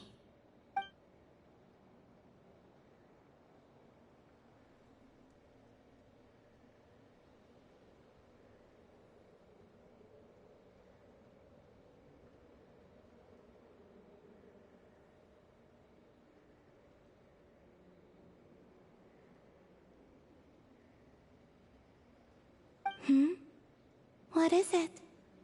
Why aren't you saying anything? I'm just so happy for you. Thank you. So, where's everyone else? We can go and meet them very soon. Everyone went to different places to try calling your name. Great. I'd like to thank them as well. Everyone's done so much for me. Searching for my name, entering those ancient ruins. Huh? Wait, so you were... Yes, I was there. Not physically, but my consciousness was still holding on. I followed you the whole way. Starting from when? You turned around and called out my name while you were in Nasha Town. Do you remember?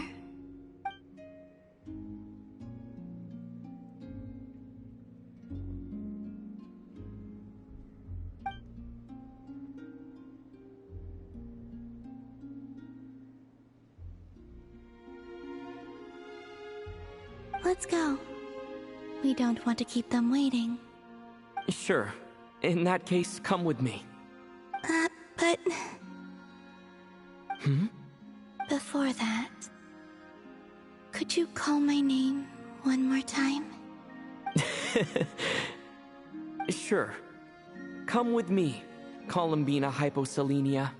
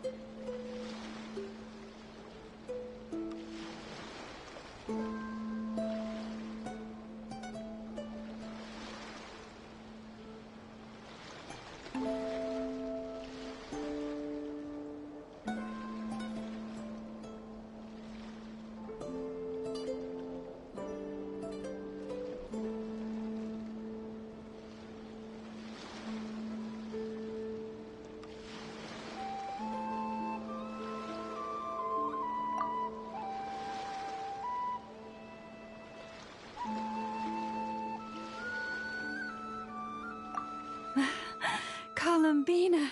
Oh, this truly is wonderful. Llama, I can't breathe. Ha ha! Just in time for Moon Prayer Night. It's good to have you back, Miss Columbina. Yeah, we were worried sick. Thank you, my friends. With your help, I now have a name that belongs to me. Columbina Hyposelenia. Where's the second half from? You added it yourself? That's right. It means... Born beneath the moon. Yes. And by extension, it can also mean born beneath this world. A fine name. Now, as much as it pains me to interrupt this beautiful reunion, I feel obliged to remind you that the Moon Prayer Night celebrations in Nasha Town have already begun. Don't you want to enjoy the festivities? There's so much to see and do. And some of the ambient lighting and entertainments were sponsored by the kind souls in the Hexen Circle. Nicole? Why have you turned into Dodoko? So you're Miss Nicole. Thank you for helping us, and for helping me find my name. It's nice to finally hear your voice. You're quite welcome. Guiding lost people to hidden treasure is what we Seelie do. And if you ask me, spiritual treasures are far more precious than material ones. Chests are all well and good, but this was what it's all about. Ah, so satisfying. Anyway, I had to go help Alice. It seems like she ran into some trouble. That's why I couldn't be here in person. But don't worry, we're with you in spirit. We'll be celebrating right along with you. Keep an eye out for the Hexen Circle's festive stalls in Nasha Town. I think you'll like what we came up with. Alice said she even managed to rope B in this time. The Frost Moon Scions have also prepared various attractions. I believe Aino, Inefa, and their crew are setting things up as we speak. On that note, Nefer, about that request I made. It's all in hand. Yehoda is on site to ensure that everything goes off without a hitch. Wonderful. In that case, Traveler?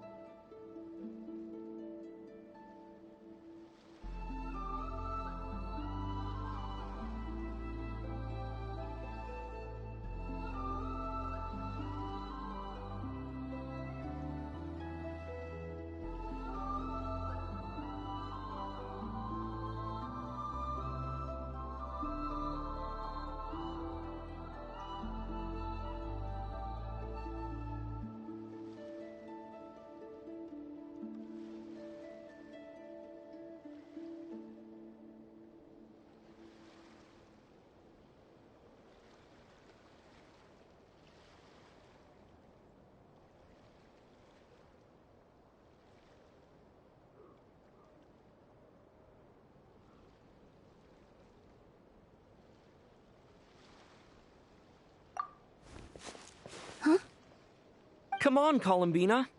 It's time to celebrate the best moon prayer night ever.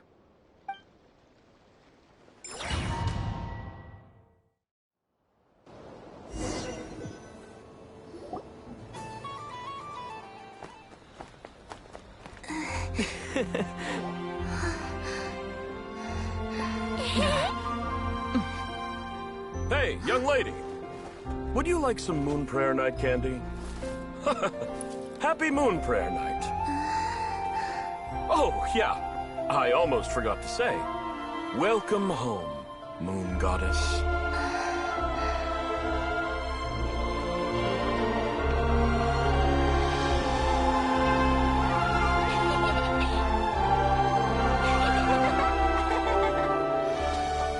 Welcome home, moon goddess. Welcome home, moon goddess.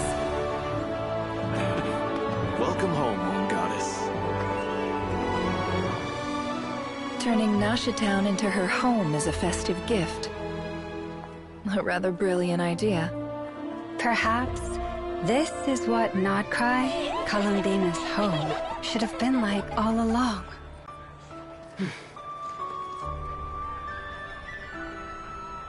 Thank you for the gift. I like it a lot.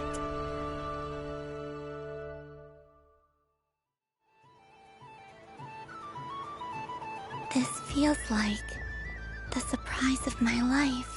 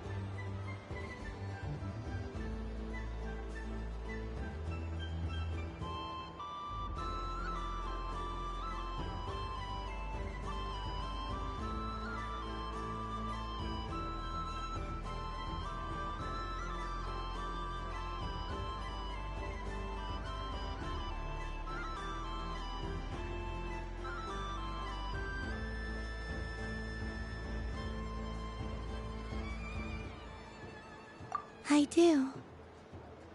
I never imagined I'd ever get to enjoy Moon Prayer Night with everyone so freely. If you're happy, we're happy. Quite a strategy you came up with.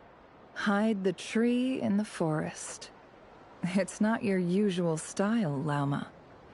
Is there something about Moon Prayer Night that enhances what's in your head as well as the antlers on top? Apparently so. It even inspired a perennial penny pincher to use their resources for a greater cause. It truly is a magical festival.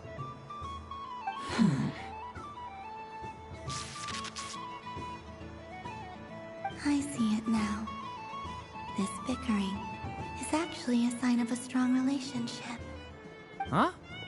What's everyone doing here? Oh! Miss Colombina, you're back! Yes, I'm fine now. Thanks for your concern. How's your progress with Alice's assignment? Very well indeed.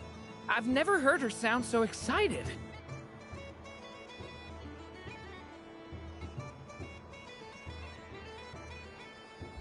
Not like this. This time her excitement seems more serious. Seems like she's had a major breakthrough. She said she'll contact us once she knows more. In the meantime, we're free to relax and have some fun. Enjoy the time off while it lasts. I have a feeling that our next task won't be so simple.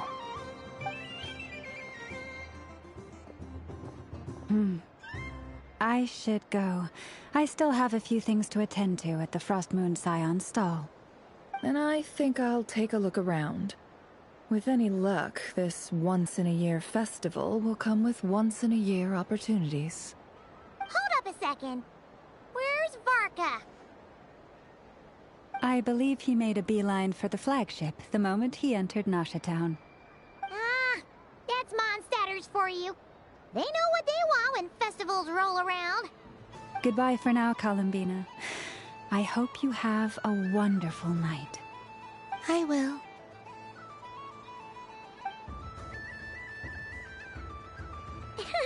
Well, in that case, don't just stand there. Get out there and have some fun. You'll definitely get a warm welcome at every stall. Oh, also, take this map with you. It's a guide to the festival.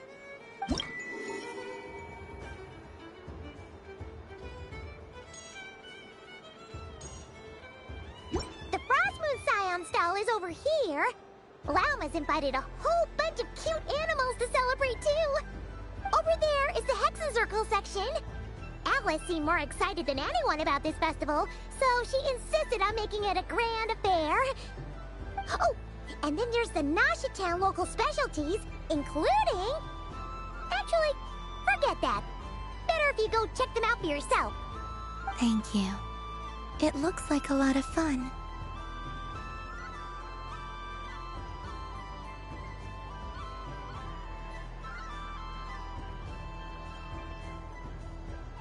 You're not coming with me? We'll be around. But don't you want to browse by yourself for a bit first?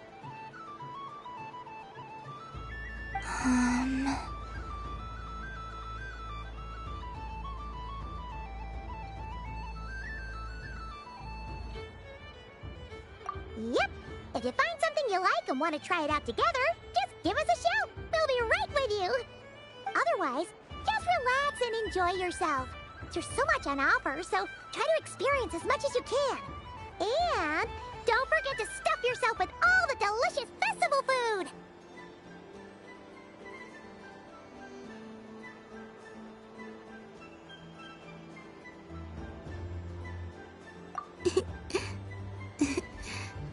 All right then. Off I go.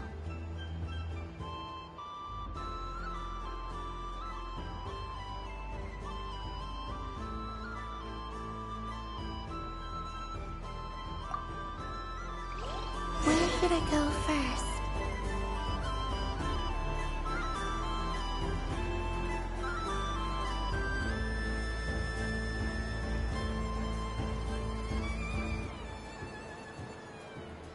This must be the mage's stall. It feels like I've entered a fairy tale. A soft and furry creature that bounces and jumps. Welcome home, Moon Goddess. This one talks, too. Allow me to introduce myself. I am a Dodoko from a distant archipelago, the most mischievous of all my Dodo brothers and Dodo sisters. When the going got tough, I powered through, and when I met obstacles, I boomed them away. That sounds like a lot of fun. Doesn't it just? Oh, but then the trouble started. Recently, I found a lovely beach, the same beautiful jelly color as my hometown, and so I dove in to have a look. Only to find it overgrown with seagrass and nasty little spiky fish everywhere, looking to turn me into a Dodoko kebab. I made it back to shore by the skin of my teeth, but my tail was sorely hurt.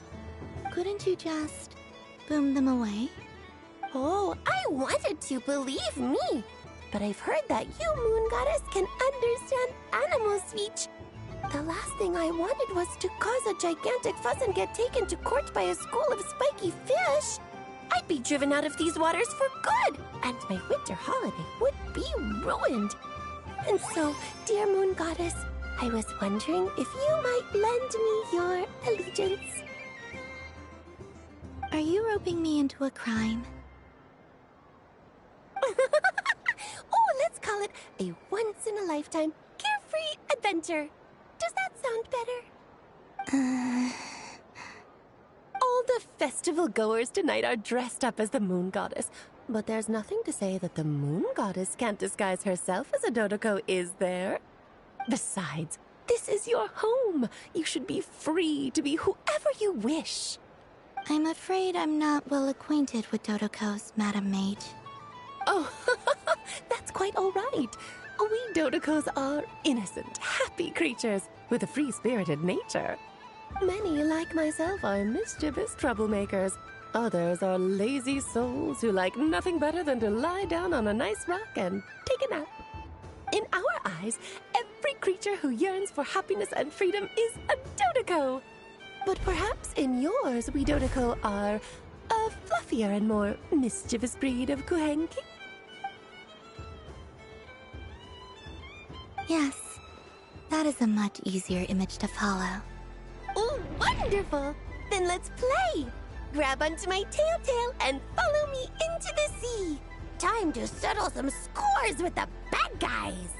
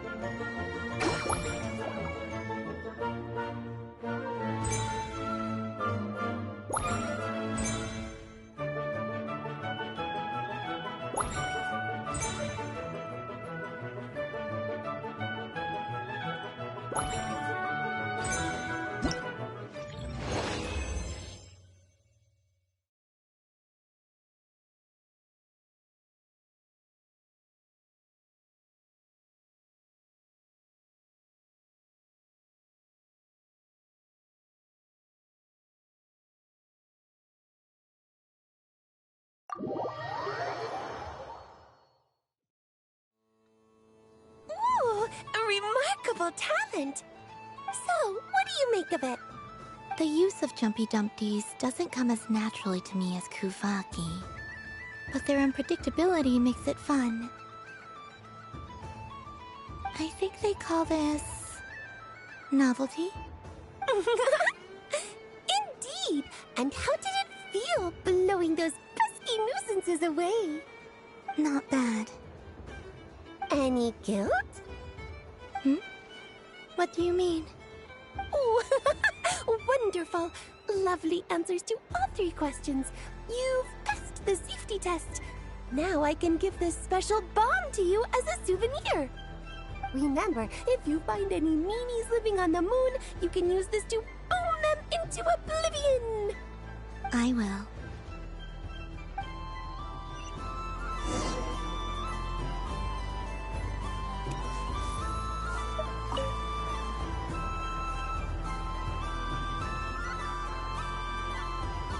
I wouldn't say it's unfair, exactly. I mean, your voice goes right into people's heads. How would you explain that to the kids? You can't just explain it away as magic.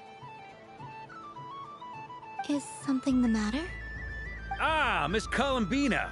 No, nothing you need to worry yourself about. Ah, impeccable timing. Stick around for a second, Miss Colombina. I need your input on something.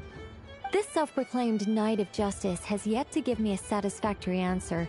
I, for one, would like to hear your verdict on the matter.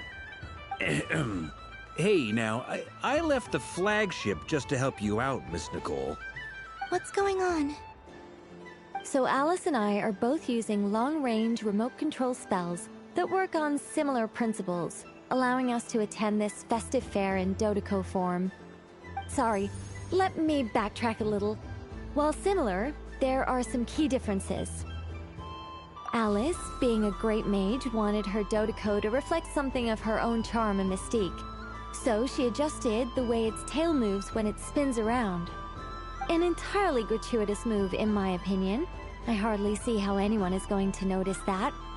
If anything, I'd say that anyone who stares intently enough at a Dodeco's tail to notice such a small detail is someone we ought to be highly concerned about. I only say this to emphasize that my question has nothing to do with tails. Now that we're clear on that, why is Alice's Dodoco permitted to interact directly with the children celebrating Moon Prayer Night, while your voice speaks directly into people's minds? See? Exactly what I said.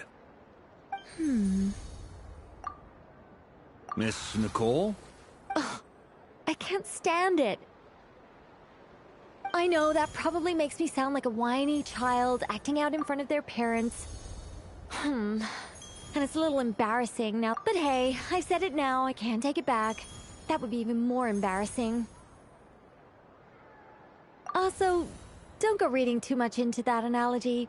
It was off the top of my head. I'm actually an awful lot older than either of you.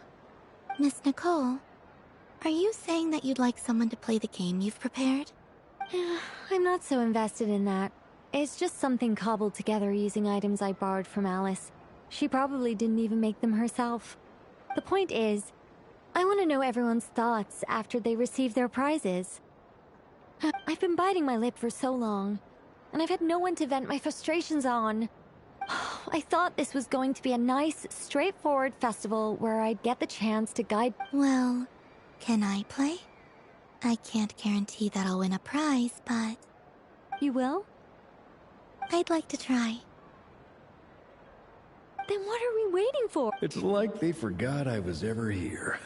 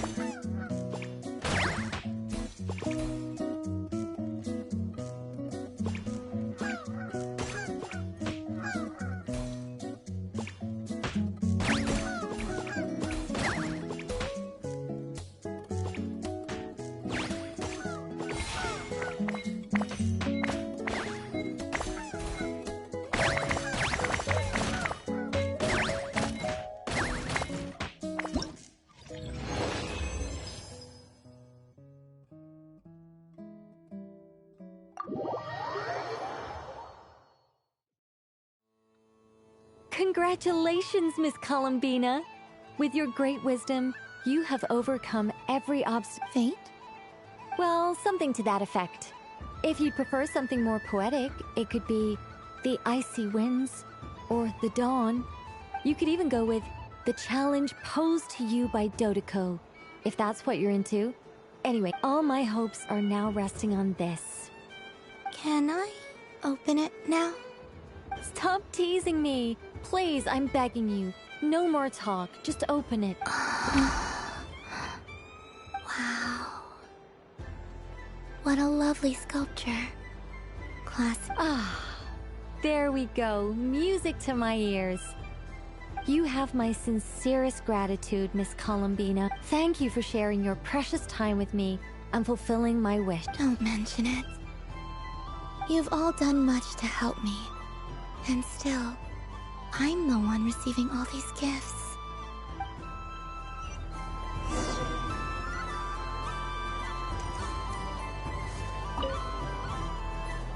Welcome home, Moon Goddess. Oh, you're the genuine article. Alice was right. This Moon Prayer Night was worth watching after all. Another one that talks. Greetings. Pleased to make your acquaintance. I am the Hexen's Urkel member they call B. Barbeloth Trismegistus. Columbina Hyposelenia. Pleased to meet you too. Hyposelenia. A fine name indeed. Now then, Miss Columbina, do you wish to hear a mage's Divination? The Frost Moon Scions used to ask me what would happen in the future. Is this from the perspective of the one seeking answers, perhaps? As you look to your journey ahead, if you seek to understand the unknown, resolve your doubts... The unknowns on my journey. Of course, if one wishes to peer into fate, then... But that is a complex affair. And to relegate that majestic art to the status of a festive amusement would seem somewhat uncouth. Hence, I shall use the suitably festive Lunar Arcana to tell your fortune instead. Lunar Arcana? Indeed. Unlike hydromancy, this will only display possibilities and trends. People like to think of themselves as creatures of agency and free will. Peering too far and too clearly into the future is detrimental to both body and soul. I'd like to give it a try. Of course you may. Come then, take a seat. Before we begin, are there any specific questions you would like to ask? Let's stick to general possibilities and trends, like you suggested. Ah, very well. Then I shall use the basic Lunar Arcana deck. Now, try to relax. Cast your mind upon the things you have experienced and the things you are soon to experience. I will shuffle the deck. Would you like to cut the cards yourself? You do it. No problem. Now then, to make things easier for the seeker, that is to say, you, I shall decipher the cards from your perspective.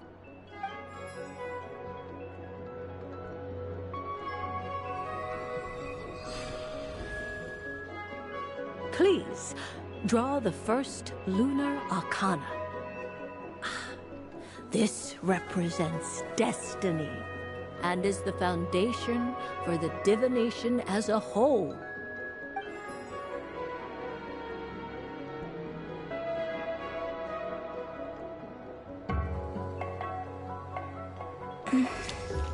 Now, draw your second card.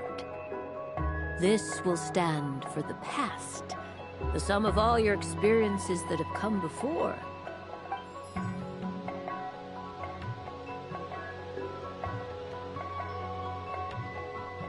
And now the third Arcana. This is the present, your interpretation of the current moment. Finally, the last card. This shall speak of the future, which... Oh. Kuvaki Pulse?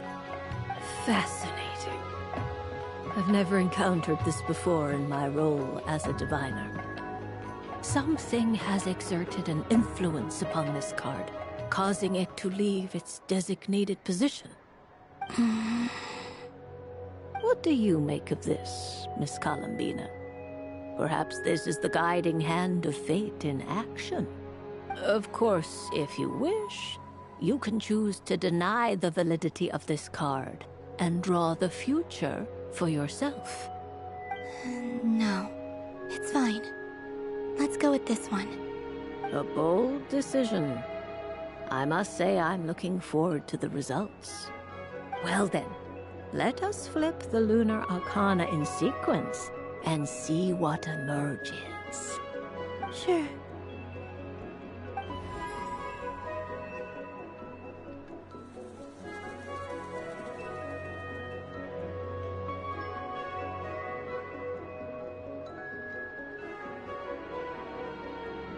First, Destiny.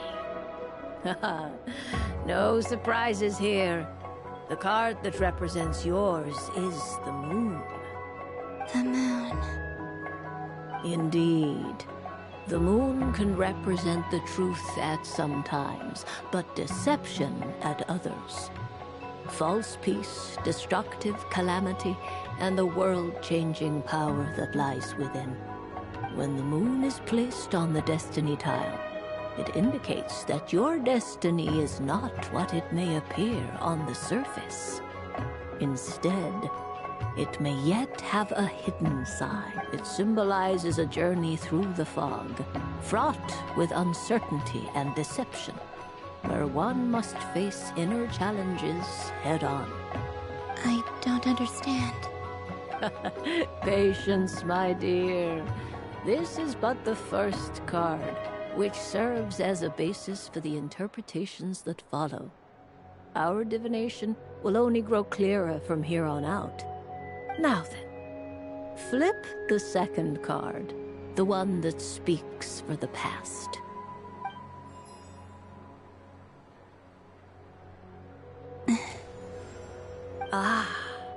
The Hermit, but inverted. Inverted? Yes. The Hermit symbolizes solitude, introspection, and the pursuit of truth. When inverted, it represents isolation, truth out of reach, and a path that leads one astray. Combined with the moon as one's destiny, the Hermit inverted represents a choice you made to stand alone in the past. It was a choice made not out of fear or arrogance, but for reasons that others could not perceive. You fumbled through the darkness without a guide, but you did not find your way. Rather, you went astray. More than once, it would seem. Is this about how I became Kutar despite not wishing to become a god? And how I joined the Fatui because I yearned for a place to belong? I suspect only you know the answer to this question. All is not lost. The past is in the past, and so it shall remain. Shall we look into the present? Oh my. The Lovers. One of the most interesting Luna Arcana. What does this one mean? This means that you have had an unprecedented emotional experience.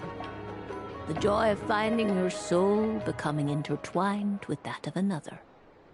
A precious and wonderful thing indeed. It's true. I've made a lot of friends recently, and they are very good to me.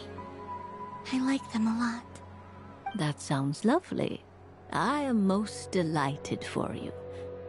The Lovers can also represent important decisions, perhaps related to a parting of ways. Now, if I were to guess... Yes. I return to the moon. I understand. Parting with friends is never easy, Colombina. But rest assured, this is not the end of your journey. There is always another story waiting to be told. The future always lies ahead. The future. Well now, it's finally time to flip this most mysterious of cards. Why did it appear? And what does it wish to tell you? I'm ready. Very well. Flip the...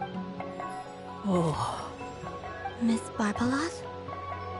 What is it? This card is death. That doesn't sound fair. It depends on how we interpret it. It is true that it can represent an agonizing death, a complete and utter end. But do not forget that your destiny card is the moon. That lends your future many different potential meanings. If death spells the end, is it As I have said, divination can only display general trends. It is a rough guide. Allow me to summarize it for you. In the past, you may have lost your way, but now you have gained new connections. You now face an important decision. one that may bring about a great change in what is yet to be. This change might, in turn, be the end of all things, or their beginning. But remember, everything is subject to change because of the moon present in your destiny. You must see the truth clearly and face your innermost thoughts. The truth. My innermost thoughts. Thank you, Miss Barbeloth. Don't mention it. Some people dislike divinations, for fear of glimpsing an ending to their story. But I can see that you're different. The result of this divination will not sway your decision. This is a rare quality, and one that diviners always hope to see in the seeker. We are here merely to guide, not to... I understand. Go then and illuminate your future, Miss Colomбина. The moonlight that shines from you now is most...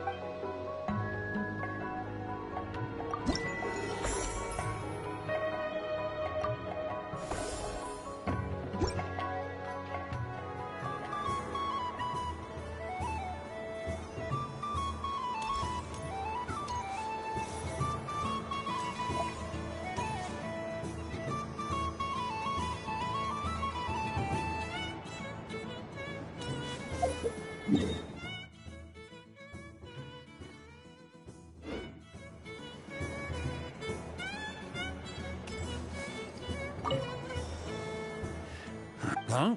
Albedo? This sketch is for you. Oh. The North Wind.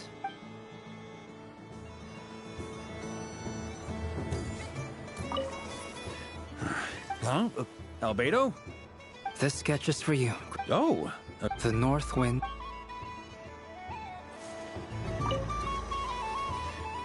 Huh? Albedo? This sketch is for... Oh. The North Wind.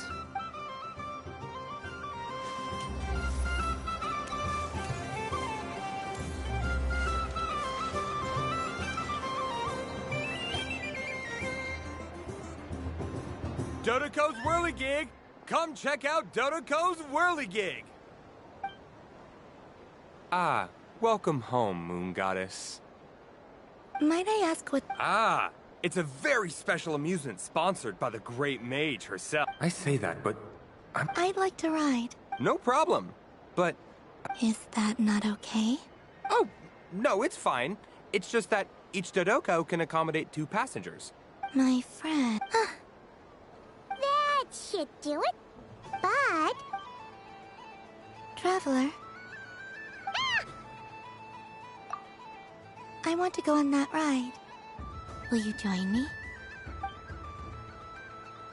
Let's go then. Don't worry. Paimon will do the rounds. You go have fun. All right. Please take your seats. For safety reasons, you mustn't try to leave the ride before it comes to a complete... All right, you're all set.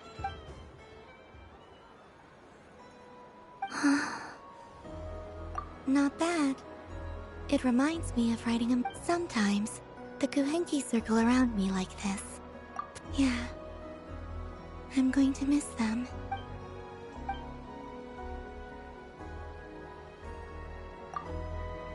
It does. I've felt scared in the past, too. But this is, you know something? I got to see a lot of fascinating... I saw how the Frost Moon Scions act around their families. So different than how they used to act in my presence. It made me curious at first. Why do people act so sincere when they're worshipping gods? But slowly, I came to realize that. I know. I knew it the moment you started calling out my... What I fear now is the end. I fear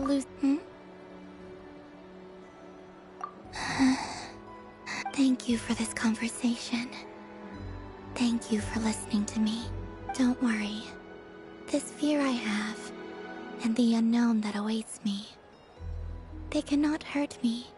I just want you to remember this version of me. Dear passengers, Dodoko's awesome adventure has come to a close. Please leave in an orderly fashion, and we look forward to seeing you again in the future. Don't want the journey to end, huh? Don't worry, you two. There's always another adventure waiting just around the corner.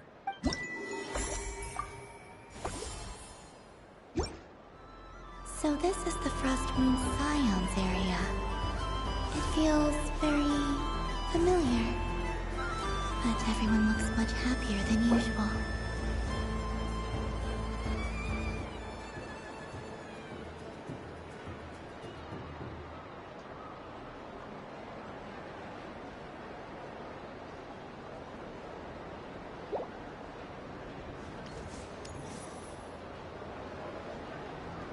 But I was aiming right at it! Aw, what a pity. I saw it with my own eyes. You were so close. So very close. That's not true! It dodged out of the way right as I was about to snag it! I'm sorry? You heard me! This paper frog can move! Dear, oh dear, what are you saying? How could a paper frog move? Unless you believe there really is, even if I, the mere humble merchant that I am, knew such magic, surely I would not use it on a paper frog. I'd sooner give Mora legs, so it could walk right into my purse. My dear, dear customer, why not have one more try? This time I'll give you 12% off. Just think about how much experience you have under your belt now. You're sure to win the next one. Oh, darn. I used up all my coins. I'll be right back. Just gonna fetch some more from my Take your time, but don't take too long. This event is Moon Prayer Night only. Miss it, and you'll have to wait a whole year before I'm... Next customer, please. Welcome. Hello. Whoa! What's this bigwig doing over here? How do I tell my employees not to go running around this time? Shooting them a glance won't work. Dory? Why, hello there, Miss Colombina. Would you like to play my ring toss game? The rules are very... How much for a round? Oh, first time's free. Not a single mora. After that, well, we can cross that bridge if and when we come to it. But with your sharp skills, I'm sure you'll win all the prizes in one fell swoop. That was an obvious enough hint for them, right? Right?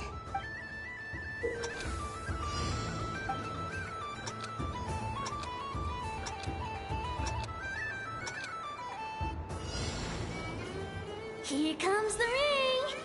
Oh, peanuts.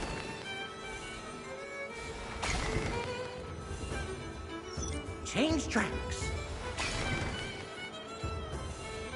Roselle, should we move or not? Just a tiny bit. All right, then I'll... Oh, sugar plums, not the clock hands. How do I move the legs again?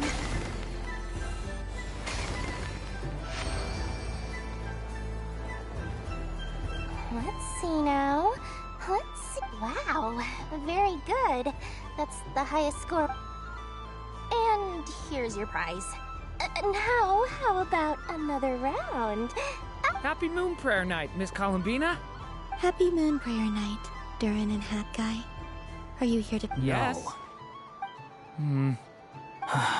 You said we were just coming here to save... I did, but then I recognized a few more people as I got... Do my eyes deceive me? Is that... It's our little dragon. He's all grown up. Someone's popular. Well now, since you came all this way, why don't you try out? He'll have a go. I'll pass. It's only one free try per customer. You can't give your try to... I'm aware. How has Elder Almond been lately? He's in great shape. He goes for a run in the forest every morning to stay fit and... He tried to go boat racing with Firecracker a while back, but he couldn't even make it onto the Lotus Leaf. Firecracker will... How about you, little dragon? Can you still fly? Yes, I can. But you've become less chatty. Has growing up been tough on you? We call that maturity. You know, the thing people sing about. The knight wields a sword of stone to defend. Stone is very heavy. That's awesome! I want to be a knight when I grow up too. Ring, here I come!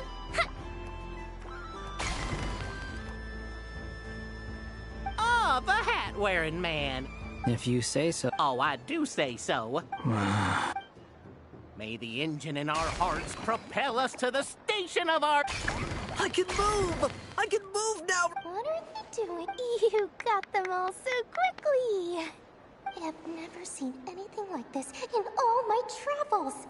Is this guy actually... But how? They're origami animals and clockwork people from a fairy tale. Getting to know them would be quite an arduous task. Unless... they I have to get to the bottom of this. Next time I see the Great Mage Alice, I shall Thank you, Dory. I had a lot of fun. Now for your prize.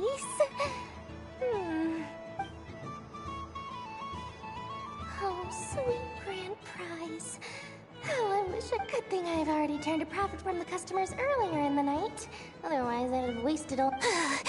Okay, I'm back. What? I leave for 2 seconds and someone's already claimed the grand... Oh, well, these things happen, you know? Perhaps you'd be interested in one of the other prizes instead. Is this the thing you wanted? Here. You can have it. Huh? But... Don't worry about it. It will be happier with you. Oh, thanks so much, miss. I mean... Oh, goodness gracious, Colombina. Give me strength. How am I supposed to make any more money from this child at this rate? Daddy, look! That's the game I was telling you about. Forget it. She is the moon goddess after all. I'll think of some... Huh? Oh. You can take mine if you want. What? Why? Why are all these bleeding hearts coming here to ruin my business? Happy Moon Prayer Night, everyone. Happy Moon Prayer Night.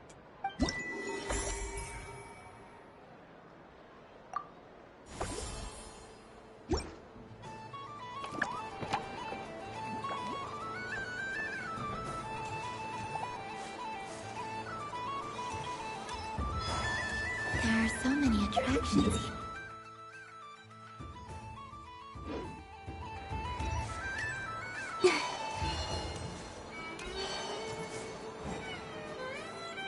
Moon Prayer Candy! Candy? Welcome home, Moon Goddess. Sure. I knew you would. Now what? I'm not sure. Is this for yourself, or...? A gift for my friend. Ah, I see. Do you have nocturnal blood? Huh. I've seen couples give those as gifts before. No? Oh.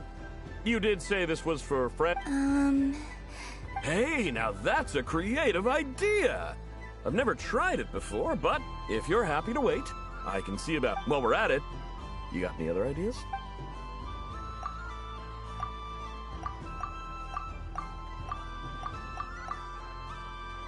Here you go. Thank you. I hope you and your friend...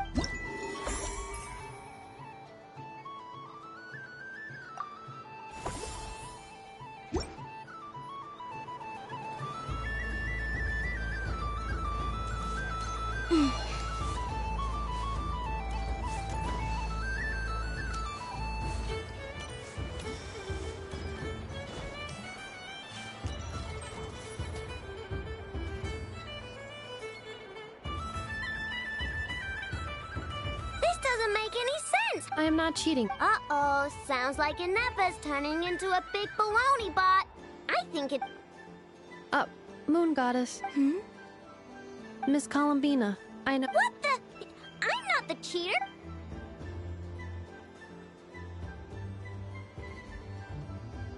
All right, fine. Let's all laugh at I know. Just you wait till I get home, because I'm gonna make a game bot that lets see you laugh when I come back and beat your butts. You'll all have your heads covered in stickers when I'm... We came to check everything was okay after all that yelling, but... Whatever it is, it sounds like... Kuhenki concentration. Each player starts with when a player has two the round ends when a... Ooh! That is fine. Alrighty then. Okay, but if you... Sure. And if we win? If you win, only one of you gets to sticker someone else. I have taken to calling this. Hey, lay off me. It looks like Luanatar...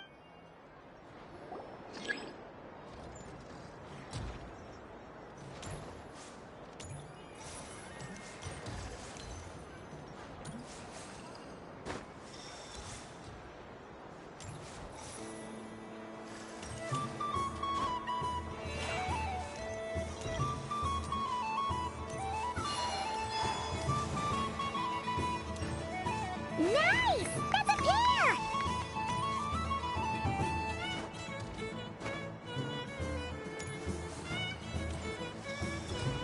Go, go, fly!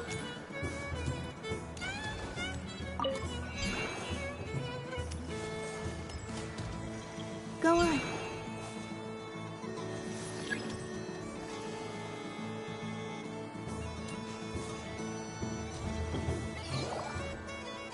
I have a pair.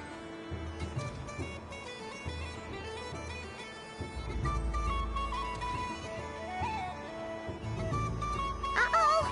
We gotta pick up the pace!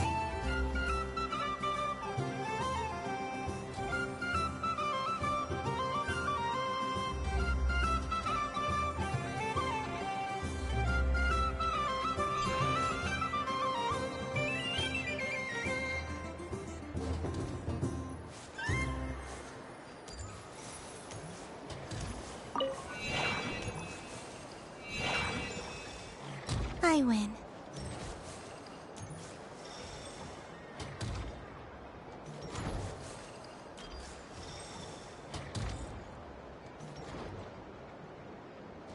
Phew, that was too close.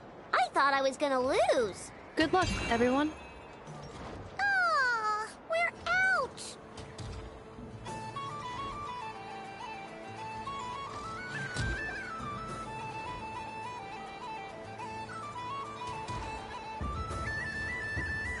Let me pick a good one. What's it gonna be? You're looking very pleased with yourself there. What happened to it? I won.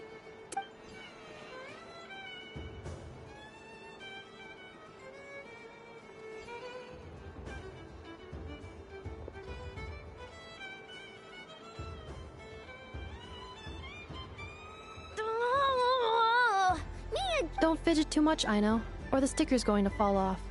I don't care. If it falls off, if a pair of Kuhenki get discarded, why not a pair of stickers? Huh? Huh?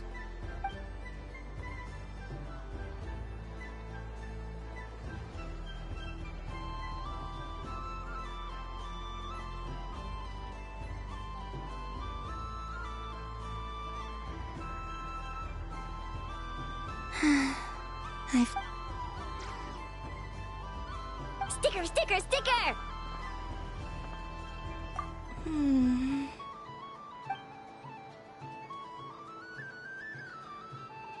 Cute! You think so? Shame. I can't see it for myself. What did Luanatar say? She said it looks so cute that she wants me to lose a few more rounds.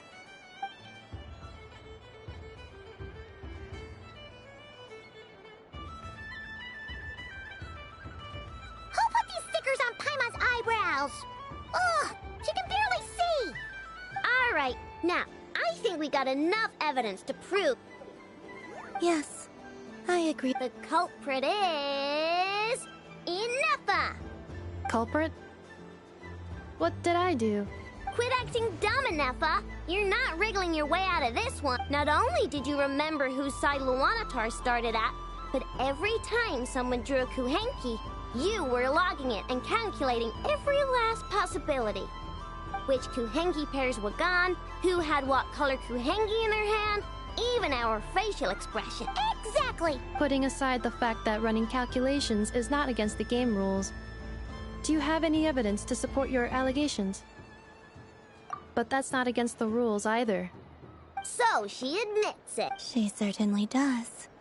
Alright, everyone grab a sticker. It's time to get enough of— But— Take that!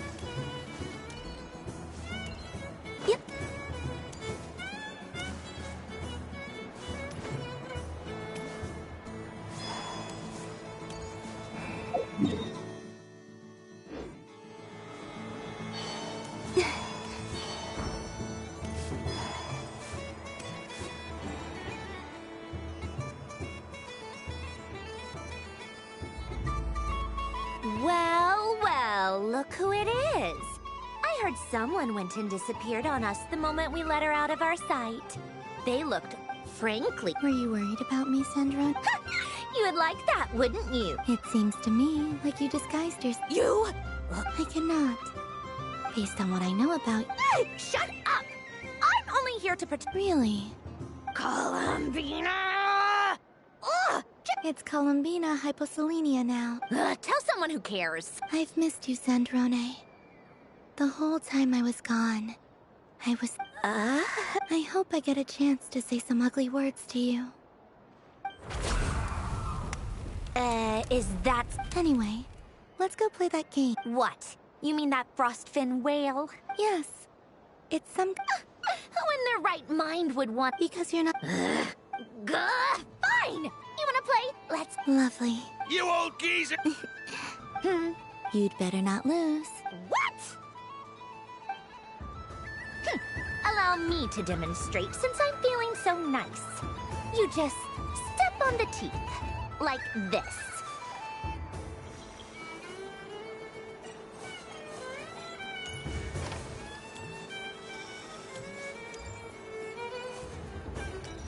Which should I pick?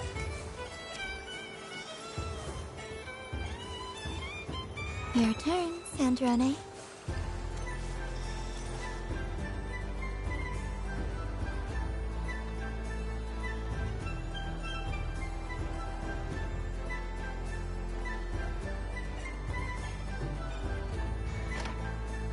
Don't come crying to me if you get bitten.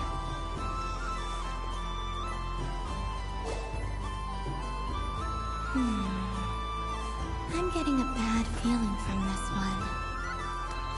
Sensing Kuvaki doesn't count as cheating, right? There are less and less teeth remaining.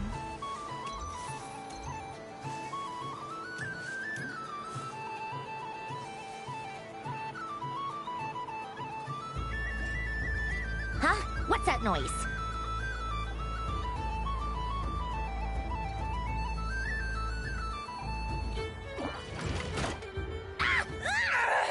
I think you might have picked a bad tooth.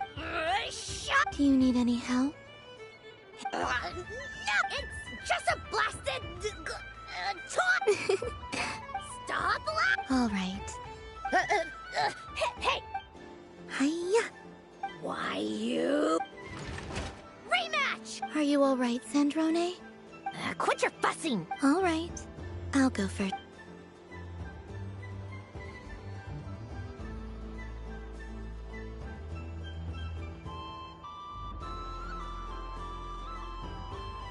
I see it now. She can sense which teeth are rigged. So I just need to avoid the same ones that she does.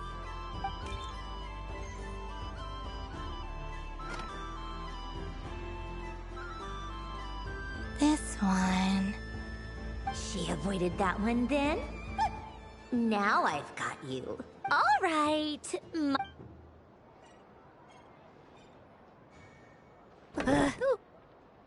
What? Looks like you lost again, Sandra. Wait! There's more. Bonk.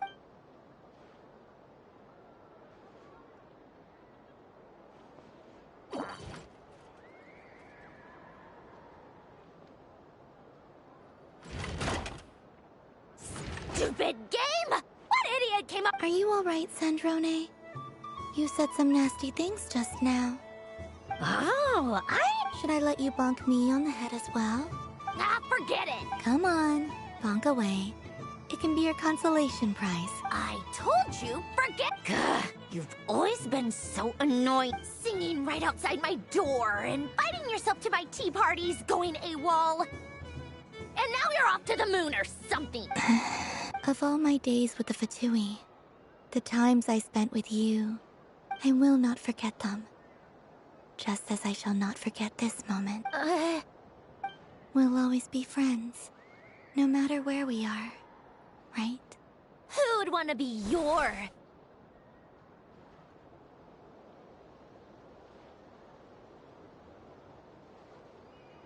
I'll miss you, Sandrone.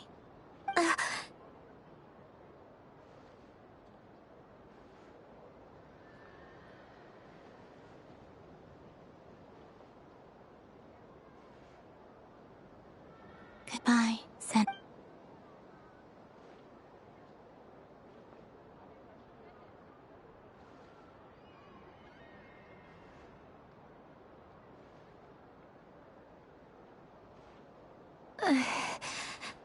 Oh... Sorry, what was that? Ah! Ah! Yeesh! No need to freak out. What's wrong? What do you want? Oh, nice ears. What? Huh? It's your turn to draw something. Sorry? Nothing. I'm done. Take it. Oh, yep. Oh, and one more thing. Last time we spoke, you mentioned you were interested in the Narcissan Kreuz Ordo's research. Remember? There were too many people when we last met, so... What are you talking about?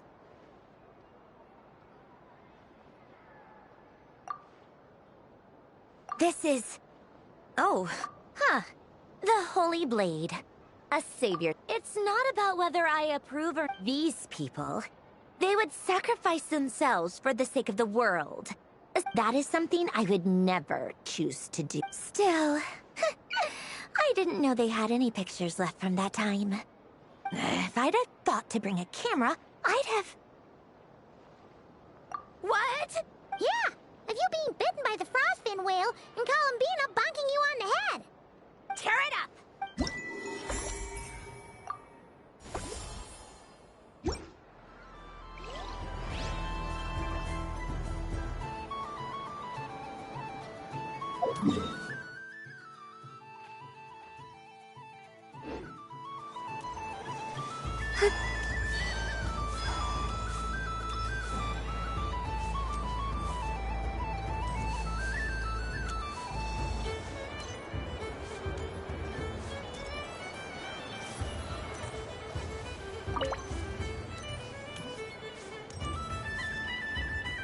Sunny days! Ah, very wet this most of...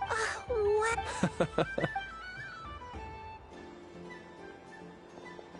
Lens? That's... It's... Everyone celebrates and besides that... That's not what Paimon... I see Miss Column... Fair enough. Ah, well, Oh, this is... Yeah! In that case, I shall paint... What? Ahem. Phew, that was... Hello, Foot. She recognized... I did not see you. One would expect no less. Yes, please. Excellent. Hmm? Something the matter? What about my spirit? Wait, is she... Ah, my apologies. You are quite right, Miss Colombina. Yes, please. Do you prefer the... Night. Which of the four... Winter. Think of a Rainy in the morning. What kind of answer is... forests. I like them all. Imagine you opened your Wow! Paimon would totally shop there. It wouldn't cost anything. Aha! Here. Oh, it's a Kohenki! Indeed. A free-spirited being with a... It is the perfect... Thank But you shall have to... So instead... It's a lantern. Come on, play ball. But I want to hear... Ah! Oh.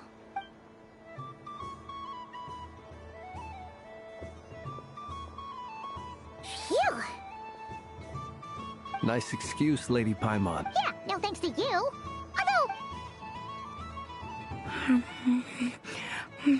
It's sweet. This way, this way! It's the candy selling. I'm coming! Traveler, maybe we can share? Yes. I found out Thank you.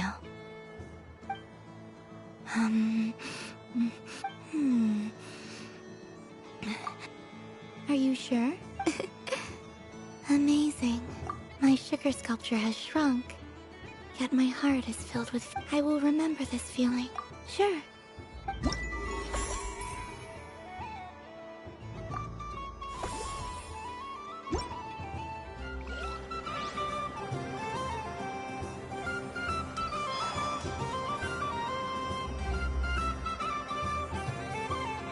I wish for an...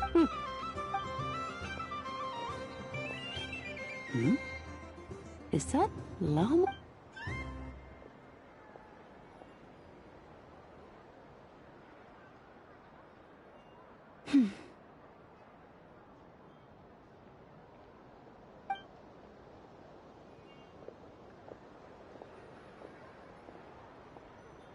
I wish that the long plume ibis... Oh dear, poor llama. All right. While everyone else is celebrating... I don't mind. It's rewarding work. My antlers, but as I help these dear friends hang their wishes up. You see, and they are ones that... Do you blame me? It is by the help of so many... You've done plenty. I say this in earnest. Both... What about as a moon? Thank you. But... Since you asked for my honesty, I suppose, once you return to the moon, I'm sure those of us... I will miss you. I hope to stay in... Perhaps you could use... I've heard Yehoda's... We could prepare a code book before... Still, and now that I think of... Because... Yes. In my experience, the truth tends to be difficult. But that's what makes it... So I'm confident... Thank you. Is this... I wish that all who dwell in this moonlit world can find a place to belong. And I wish it's... Not at all. And I think you speak for us all with the second one. I shall continue to pray until the day...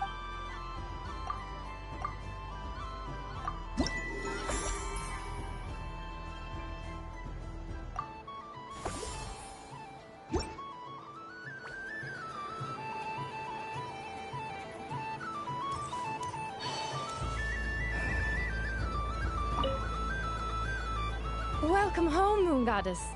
Would you like to try on some... I always hear Llama saying how heavy her antlers are. Let me give it... Oh, my... It's a little... Should I keep wearing it?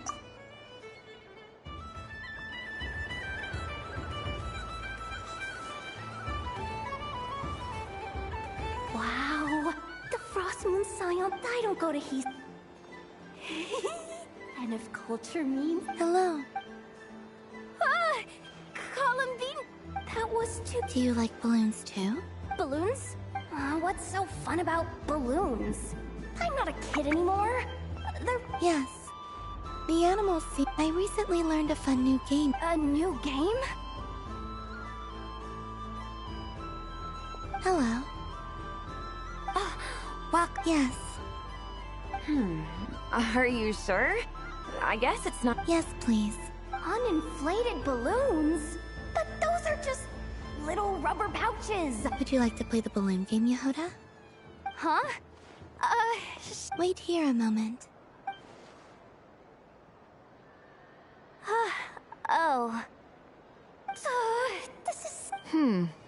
I thought I saw Colombina nearby. Uh-oh! Is she looking for Colombina? Which stall is she checking out? Oh, I wouldn't be caught dead wearing that stuff. So embarrassing. Wait. How peculiar. It really suits. What is this? She's coming this way. How do you do, Miss Yehoda? Oh, jeez. Don't talk to... Oh! I'm looking for Colombina. She... Whoa, wait. Yeah. Huh? No fair! How come I get caught in the crop? An ambush from the rear? Would you like to play too, Arlecchino? Seriously? Gladly. That said, I believe there is another who would like to join. Boss Nev! Thank goodness! Hello there. I'd like 10. What? Miss Moon Goddess. Welcome to the game, Nefer. Just to be clear, let's keep this a fair fight. Naturally. Don't just stand there, Yehoda. Huh? Of course. I knew something like this was gonna happen.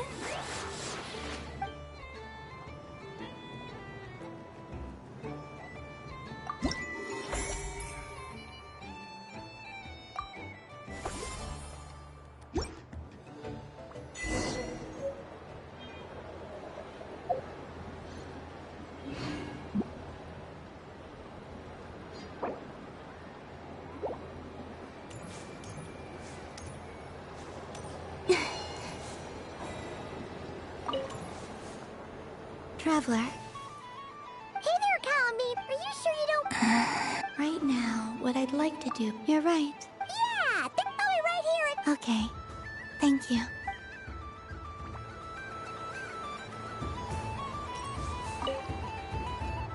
Traveler.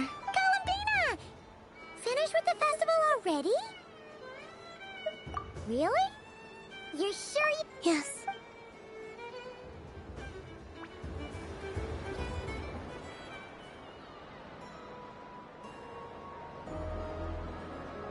This was the most fun I've ever had on a moon prayer night. Everywhere I went, people were saying, "Welcome home."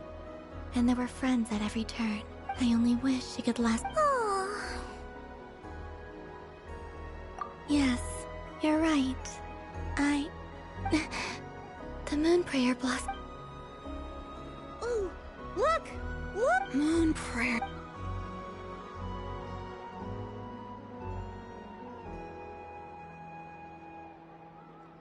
The moon. Happy Moon Prayer Night, dear.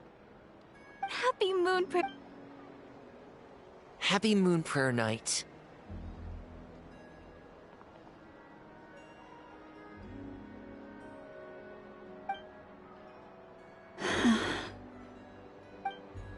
Aww. Huh.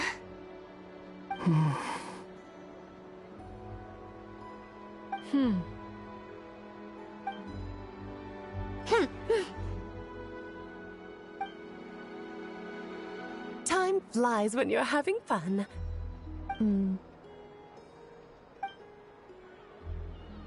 Oh. Looks like the time has come. Colombina. You're heading off, then? Yes. To the... Wait! I know, at least... Take one of our craft shops. The Curatorium of Secrets believes in proper... Nefer. Farewells are an important affair for the Ratniki, too. We never... Haha! And here I thought We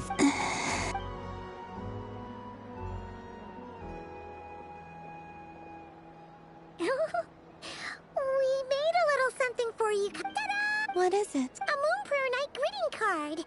You did mention... I, meanwhile, did... I think my... The picture of Ash... Oh, wait. I did pictures of me. I did my own portrait. Plus, I don't know what to say. Thank you so much, everyone. Lama, I figured... Remember how the Frost Moon Scions used to use milk as invisible ink to write hidden messages? That was a very long time ago. Yes. When I miss you all, I shall use moonlight in the same way. Wow. That's quite. Simply open your windows on nights when the moon shines bright, and the moonlight will... That sounds most fitting indeed. I'll try... I, for one... Exactly! All right.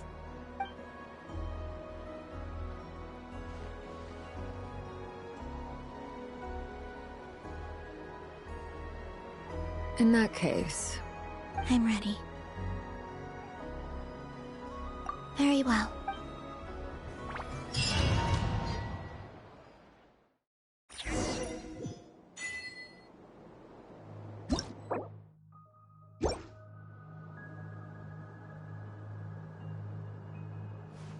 In just a few moments, I will be gone. I still don't know what to expect on the moon. Will I really be able to send messages to my friends?